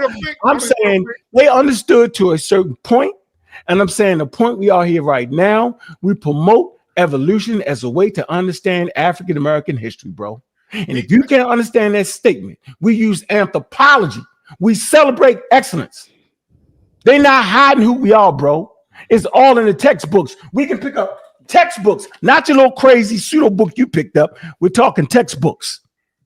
Okay? We're not talking a book that anybody can write. Textbooks is the standard. No, we're not. That's a pseudo book. We talk about textbooks. That's a paperback. What are you talking about? Textbooks. This is the hardcover. What are you talking No, that's about? a pseudo book right there. Anybody can write that trash. Published by the University of Indiana. Hey, I don't care. I'm not listening. While you look for the 3 race clips, brother Sincere, I got it. Sincere, brother Sincere. Another good book that you should check out is Booker T. Washington in Africa: The Making of a Pan-Africanist by Dr. Taryn Wright. This is a really, really good book. Booker T. Washington in Africa: The Making of a Pan-Africanist. I haven't read the book, but I've heard you break it down when you were Dr. Taryn Wright. I want to say one thing before we were doing like a book club thing, and you guys read that book. Yeah, I've heard some of your broadcasts breaking down the book. I want to say one thing. Yeah, the book is she's serious. She's a serious sister. Serious sister. I'm curious to watch Sincere turn down my invitation to talk. Let me say one thing before y'all, because since my name is brought up, I want to say one thing before y'all move to the next video. I stand by what I said, and yes, because in the video it was a whole lot of Tariq being brought up when Tariq running around. So when I said what I said about Tariq, I stand on the 10 toes down. I ain't running from it. Yeah, brother Dwann, that wasn't nice. It wasn't. No, I agree. Nice, it wasn't nice. Dwann. It was. See, I'd be wrong if I call him a whole ass nigga that I'm. No, we're not doing that. Then I'm wrong. See. Yeah, but how is he gonna tell me what I got in my mouth though? I think that shit proper. I think I ain't gonna say something about that. I ain't got to calm down on that. I'm never going for that. I ain't going. I ain't going, nigga. I'm not going. You look like an autistic Katino Mosley. I don't care. Let me mute both of them, please. Let me mute both of them. I just muted both of them, Sincere and Dr. Assault. Hold up. I can't. See, the Pan-Africans don't talk like that about each other. And that wasn't nice what you just said. Unc, it wasn't nice what you just said. Don't call nobody out there name, Unc. And Dwann, Doc, I'm not mad that he can turn around and talk close with that piece of meat behind his head. Go ahead, turn around and talk close with that piece of meat you got back there, bro. Let me mute. Brother Dwann, and Brother Unc. We're not going to name call. We're not going to talk about people's private parts in their mouths. We not, Dwann, stop. Let's wind it down, Dr. Bob. I'm sorry. Y'all stop. Let's wind it down. God, yeah, we about to wind it down. Goodness gracious, man. Okay, so look, I'm gonna get Dwann and Unc off first. The two of y'all go ahead. What's your closing words? Get y'all out of here first. Dwann, what's your closing words? Brother Dwann? You gotta unmute, Brother Dwann. You gotta unmute yourself. Y'all two, okay. Man. My closing words is, look, I have no issues with anybody, whatever they choose to celebrate and participate in. We all have personal choice. I don't know where other people's family lineage and background come, but when you call me stupid and say I'm not academic because I bring up my history, that's where I draw the line. I got a whole bunch on that video, a whole bunch of people who follow Tariq Nasheed. They don't know how to read. They don't know what they're talking about. And I can pull up family genealogy. And then when I pull my degree out, niggas got offended. So you can't have it both ways, is all I'm saying. What I'm saying is this. If you guys feel the way you feel, you want to call yourself foundational African-American, I don't give a fuck. You want to be African? Cool. My fight ain't with none of y'all. I come from the professional world. I come from 15 years of doing IEPs and with our children in schools, groundwork. You know, I'm not part of no organization. I've fixed people's IEPs, and I've dealt with that when it came to the children, do breakthrough advocacy services. Then I evolved my company into dealing with more corporate trainings, dealing around communication, because my specialty is communication. And in my work, both with the children and with the adults, I see a major issue and a major schism between the groups. And it's a schism that needs to be addressed, that I use my platform to sometimes address. Generally, I talk about music history and the history of Black American sound, and that's my bread and butter topic. And so, but in the same time, I can't go around in the world and see all the things that I see and not talk about it. And yes, when people are, you got to be aware, when you call people stupid and uneducated for having their point of view, you're going to get some things thrown back at you. That's why I know I talk a lot of stuff. So if people throw things back at me, I don't care. It doesn't bother me because I know who I am. Mm-hmm. And I know, and sometimes I'll be like, damn, Dwann, you did deserve that. You did go a little. Sometimes I listen to myself like, damn, you did go hard. So when people respond and have what they have to say, I'm not going to sit there like, look at him. He mad right now. I'm saying he mad. I ain't going to be mad like that. You sitting there seething right now. I see it. No, he not. He looking at something on it. He looking at something on the internet. I'm going to have a good, for me, I'm your Huckleberry. If you want to have a good time, talk about these things, I'm going to talk about it. But there's nothing you can say that's going to throw me off my square and what I see. I have my research. When it comes to my books that I write, when it comes to my information, anyone who follows me know that I treat my YouTube the same way I treated anthropology in school. At least 3 to 5 points of reference for every point that I make. And if I can't get 3 to 5 points of reference from a point that you're trying to make when you're trying to change my opinion, then I just don't listen to it. But it's fine. Everyone has a right to their opinion. I got love for everybody. Part of my Black American culture is clowning and talking shit. Part of my the way I get down is I can clown and talk shit and then break bread with somebody 6 seconds later. It doesn't bother me. But if it bothers somebody else, tough titty. My thing is this. We have to understand that we different. We're going to see things different. We got different backgrounds. We have different lineages. So when I see someone say that they're African and they really convinced, something to me tells me there's probably something in that person's DNA that's telling them that's who they are. And I'm not going to argue with you and say that's what you're not. But if you come over to my side of the fence and I've done all the work, I ain't do all the work that I've done for somebody to tell me what I'm not, especially when you come around and you ain't got nothing to say. But yeah, but okay, where's the proof? If you ain't got the proof, I'm not, whatever. So I got to say, I got love for everybody. I got love. Thank you, Dr. Maad. I thought that you did you did a good job of Mr. Dr. Smalls as a host. You do what a host is supposed to do, and you do a great job of hosting. So I appreciate you for the platform. Even in areas that I disagree, even with and YouTube brothers, we disagree. Mm-hmm. I don't look at you any less than or me any better than just because we disagree. We just see certain things a little bit differently. Mm-hmm. But when you throw a wide net out there and call a group of people stupid, watch out for somebody in that group might come out and shoot back. And I'm just the nigga that's gonna shoot back. And whatever you gotta say to me, I can take it. I don't care. So that's just what it is. Salute to Sincere.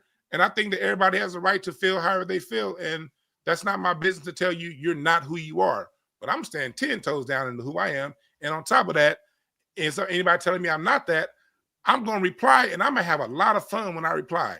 I like to make myself laugh. So when you say something crazy to me and I reply, that reply is going to be to entertain me. Leave me alone if you don't want that stuff to come back your way. If I offended anybody out there, I apologize if I offended you, but I still mean what I said. Brother Dwann, look, do me a favor in the back chat, put your info back there because Dr. Asar has an establishment called the Temple of New African Thought. We have lectures and panel discussions, and we're going to bring Ankh in. We're going to bring you all in and to have another panel discussion about this whole, FBA and all that other stuff. So, all right, I see it. I got the email address right there. So, I'm getting my email address right now. I got it right. He put it in the back. I'm looking at it. I just put my Twitter. Let me give you the email. Oh, you typing it now? Okay, that's your X. Okay, info@DwannB.com. Okay, let me go right here and use my little camera. Yeah, we're gonna bring y'all in and have more discussions about this. I definitely want to have one on this Pan-Africanism dead. We'll pack the house with that one. Yeah. Y'all making some claims. It ain't this, it ain't that. And so I would love that. I think that would be Dr. Saw. I'm lining up something at the temple. It works. It works. It works. All right, let's do it. Let's do it. New African thought, which is also a way of delineating. That's right. New African thought. Brother what are your thoughts? Your closing words? Yeah, he's scamming like a motherfucker, yo. And he know he's scamming. Let me play the script right here, man. We about to close out. Y'all close out. Don't match what you saying, though. You gotta line your clips up with your speech, brother. We closing out, brother. My voice a little what's from calm. Now he closed out for 20 minutes though. I got it on the clock, and he's still talking. He's still running his mouth. You call me a scammer, you man. Yeah, he ain't close out. He ain't close out for 20 minutes, brother. Go ahead. I got it on the thing. I can show it. He did not close out for 20 minutes. Warm milk. That helps. Gotta close out, y'all. We closing out. All right, here we go. You know what I'm saying? When you deal with like anthropology and all of that, they only talk about 3 races on the planet. You know what I'm saying? Like it's not like a whole bunch of different racial categories. You know what I'm saying? It's Africans, it's Asians, and it's Europeans. But they will use the term Negroid, Caucasoid, and Mongoloid. You know what I'm saying? And they're referring to the racial makeup, you know what I'm saying, of those different groups. And that's what he's using the term African to refer to, which is why he embraces the term. I just want to say that that's my interpretation of, because I've heard him say that and break it down several times the way he's coming from with that. So I just want to put that out there for people who might be confusing the two things. You know what I'm saying? But he does also convolute it a little bit when he starts talking about culture and different things. You know, he does say certain things that kind of mix that up as well. So it's open to however you want to interpret. So once again, Sincere don't know what the hell he's talking about. And he's in a conversation that requires you to understand that they actually said it was 5 races, but that was doing scientific racism. They don't even do that anymore. There's only one race, and that's the human race. Simple as that. If you can't understand a concept, how can you sit there and teach African Americans who they are? That means you really can't get to your history because you don't know how to use anthropology. They made nothing but mistakes on this panel. For some weird reason, they still think it's an ethnogenesis between an indigenous black people that was here, some black traders, and a little bit of slaves. Y'all can go back and play the clips. That is my concern, that we have another generation that will be miseducated off this foolery. We have been carrying this lie that we Native Americans for a long time, man. The elders even said that they was wrong. And to that, I say they were pseudosciences on that. Now we're clear. We can see you. I see you. Our eyes are wide open. We're not going. We understand that our ancestors come from Africa. We get to America. We have an ethnogenesis with Europeans and some Native Americans. We understand we developed a culture separate from African indigenous culture that incorporated indigenous African ideals and principles. Thus, they call us African Americans. We are the foundation of what made the economy what it is today. And for that, they owe us that money. And for those that will give us those billions and trillions of dollars, they have a system called science. They will use that system for us or against us. So you can talk all you want and say all you want to say. I ain't gonna be able to do it. They know who the hell you are, man. They know what they did. They know what you did. So we don't got to argue and fight. We don't got to make up new stuff. Y'all making up new stuff based off of not understanding the subject matter.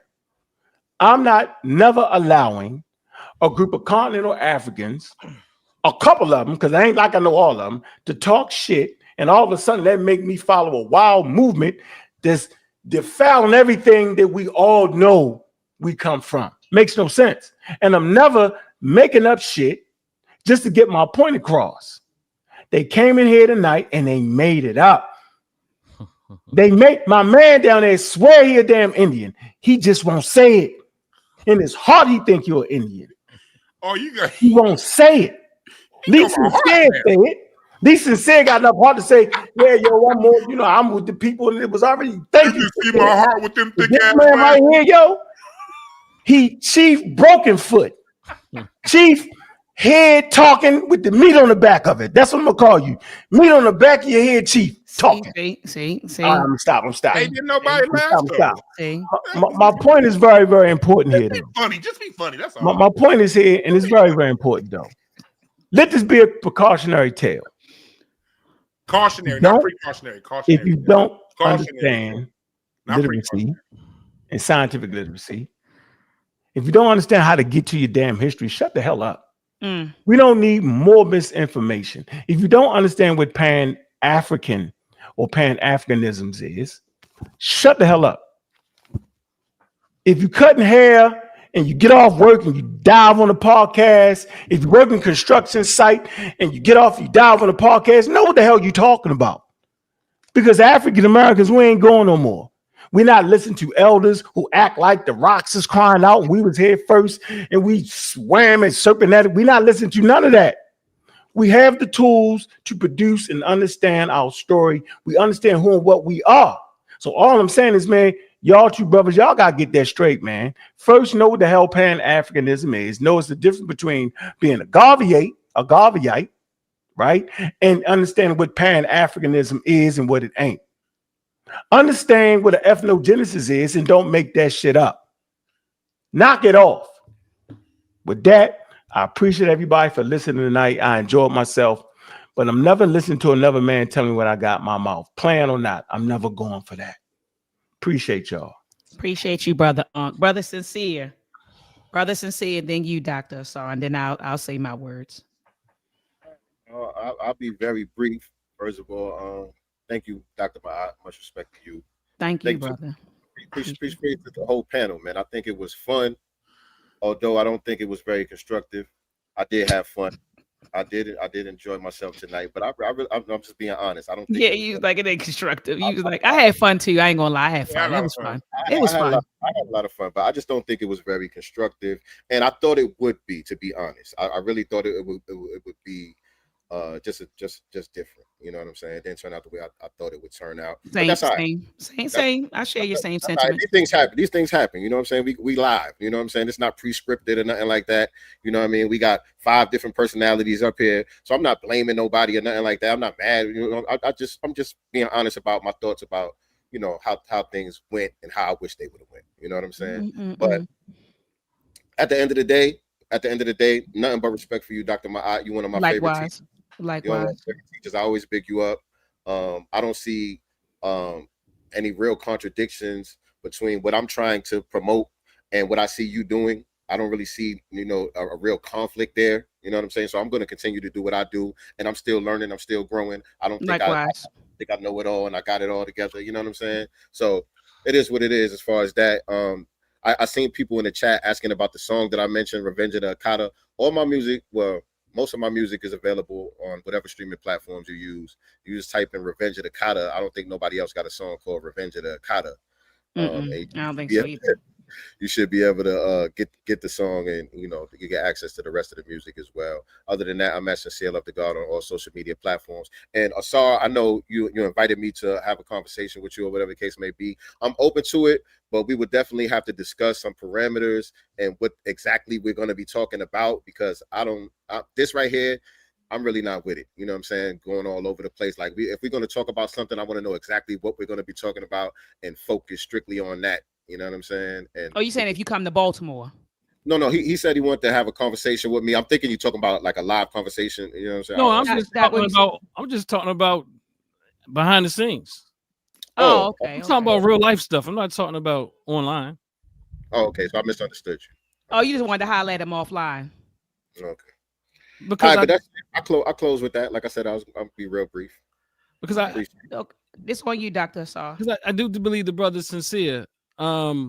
And you know what? Now the brother, what's my brother name? Dwann. Yeah.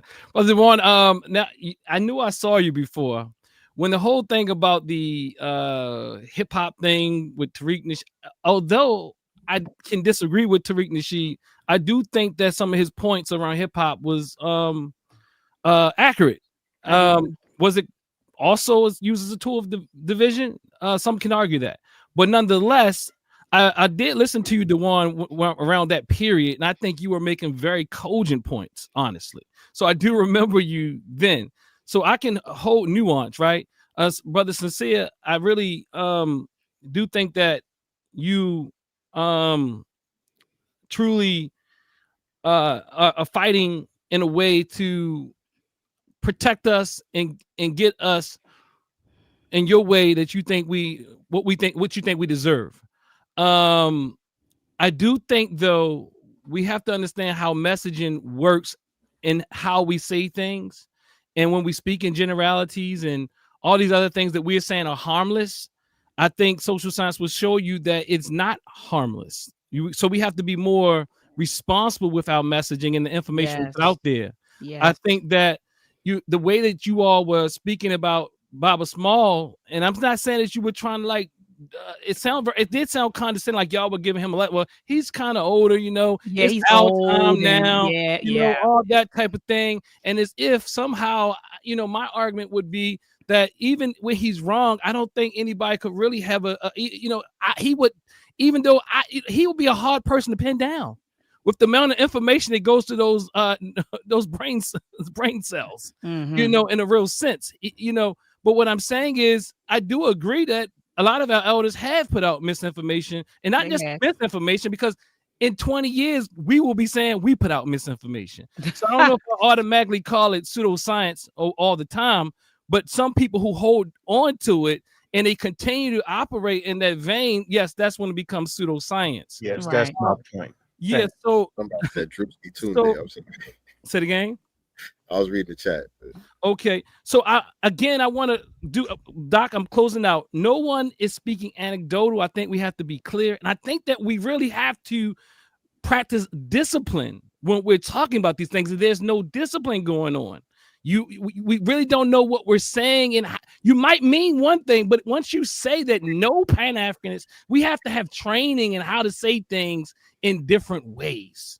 And it's coming across too often, and you say, well, that's not what I meant. No, we have to be more clear. You have to be more clear, and you have to begin to depend on those who do this type of thing.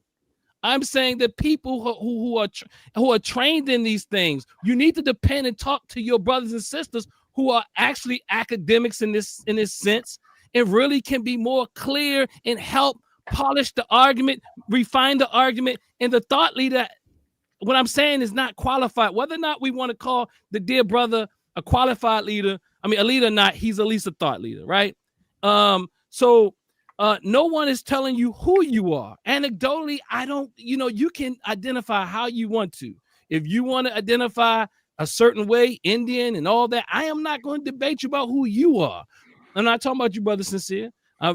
But overall, I am saying that you anecdotally, and us as a globe, as United States Africans or African Americans, that is something totally different. If you speak from your own positionality, then what happens is it's kind of like dilute. It's kind of making it's messing the picture up. So be careful with the generalizations. I'm against anything that is divide and conquers us within our group, intergroup, out group, whatever. I'm talking about black people, wherever you are. I think we have to be careful with that, because that is playing into what white supremacists or whatever you want to call it, the system, whatever you want to call it, wants us to do.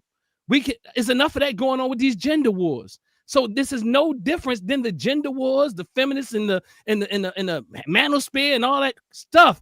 Don't fall for the trap. That is what I'm saying. I'm against the psychological warfare, the divide and conquer. Put more work into building the movement will be my suggestion. The FBA movement, and talking about its positions and where it will go. And stop acting like it is a lineage without an ideology. The reason why people want to say there's no leader, no ideology, because no one wants any accountability. And it is not a pure lineage. It is an ideology. There's nothing wrong with that. But stop beating up on our brothers and sisters. Not you, Sincere, because you're a different type. You are not the majority. You are an anomaly. My dear brother down here too, he's so complex. I can tell he's a bright brother. That's why him and Unc going back and forth. You know what I'm saying? Both of them are bright. I'm saying, like, the wit is real, right? The wit is real. So he's one of those brothers. The brother at the bottom, Dwann, he's one of those brothers that say, well, you know, see, Dwann, you are very complex in the way you look at things. So you don't really care. But we have to understand that the way you say things, most people don't look at the world as new. I'm sorry to say it, in the way that you see it. So we have to be more responsible with the messaging we put out. Blessings. Thanks, Dr. Maya. Ain't no problem. I just want to say this, fellas. Thank you. I'm not gonna. No pushback to that.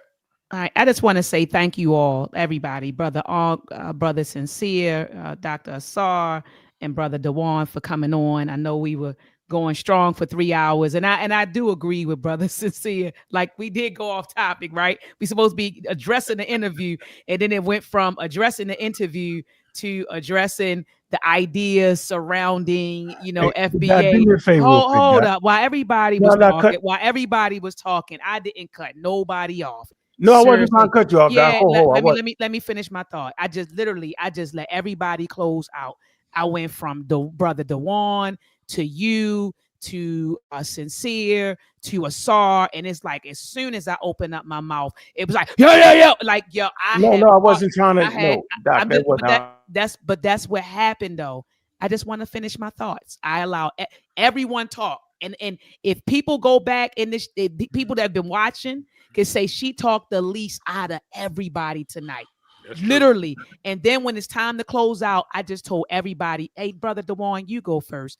Brother Ankh, you go first. Sincere love to God, you go first. Dr. Asar, you go. And then I went last. So I just, you know, sitting here listening to 4 people talk for almost 3 hours and barely talking. I just feel like when I open my mouth, can I at least say something? You know what I mean? That's all I'm saying. So I want to first and foremost thank everybody for coming on tonight. I agree with Brother Sincere. We kind of went from saying that we were going to address the interview to addressing ideas surrounding FBA back to addressing the interview towards the end. I do agree with it. I do agree with him that it could have been more constructive, but he made a great point. We're live and it's unscripted. And it wasn't like, here's the template or here's the outline we're following. We just kind of freestyled in the conversation with where it went. But nonetheless, I do appreciate everybody's thoughts, you know, opinions and views. I want to thank the chat for participating, whether I agree with what you're saying or not. People came in, they participated. Brother Dwann, he brought his folks through. They came through heavy, Brother Dwann, for you tonight, honey. They came through heavy. You know, shout out to the pseudo killers and community of skeptics. They came through. Brother Sincere, I think you're streaming on your platform. Dr. Asar, you're streaming on your platform. So I do appreciate everybody who's been in the chat, kind of just engaging one another. And like I said, you may not agree with what we're saying, or, you know, that is your right. But at least you showed up tonight and you engaged, and I thank you all for that. Before everybody gets out of here, do me a favor, thumb up these videos, thumb them up, thumb it up, thumb it up. Also share this video, and lastly, subscribe to our YouTube channels. I know Sincere Love to God has a YouTube channel. Dr. Dennis Asar Winkler has one. Brother Ankh has one. Community of Skeptics. Brother Dwann, what's the name of your platform, brother? At Dwann B, DWANNB. Yep. So he has his platform. So subscribe to our YouTube channels, hit the notification bell so that whenever we go live, you will be notified. And lastly, I just want to say this. When we have these, I feel like social media is a gift and a curse, right? It's a gift in that we are able to connect with different people and, yes, share ideas and share information. But the curse is that some of the stuff we're sharing misinformation, disinformation, and malinformation. And so I just want to charge people who do have influence, right? Who do pick up this mic to do your due diligence before you start spewing, you know, ideas and opinions. Do your due diligence, research, educate yourself. Because as Dr. Asar said, you know, sometimes the messaging isn't accurate. And we want to make sure that, you know, when we grab these mics and when we spread ideas and concepts, that we're being as accurate, you know, as possible. And so that's what I had to say. Anything else? I know Brother Ankh, you wanted to get in. No, I actually didn't want to get in. What was the two? I just wanted you to, while you was talking, I just wanted to share the map so we could see the genetic signatures. I did not want to talk, say nothing. I just want to show these brothers the article. I wanted everybody to see that while you was talking. That was it. I don't have nothing to say. All right, everybody finished. We all done, Brother Sincere. Dr. Ma'at, do you know the two races that I missed? I'm asking that seriously because I got that from Van Sertima's book. Mm-hmm. What I was talking that about. It was three races. Yeah, it was 5. That it was 5. Yeah, mm-hmm. What were the two that I missed? He said, so who did he miss? Oceania, Mongoloid, Caucasoid, Negroid, and Native American. Native American. That's a race. Yeah, it was 5 of them. Native American is a Mongoloid. Those are Mongoloid. The red natives. Saying it was all wrong though. That's the point. You're still promoting outdated racist information. Is outdated. That's what I'm saying. There is no such thing as race anymore. No, I agree with that point. There's only one human race point, but I was talking about the construct. But anyway, we out of here for tonight. All right, y'all. Parents. The future is moving fast, and too many of our youth are missing out on the coding, circuitry, and AI skills that will shape tomorrow's opportunities. And when STEM programs ignore Black history, our youth lose the cultural spark and legacy connection that gives them confidence, creativity, and power. We cannot afford that gap. That's why the UACI Virtual Winter STEM Camp is a must.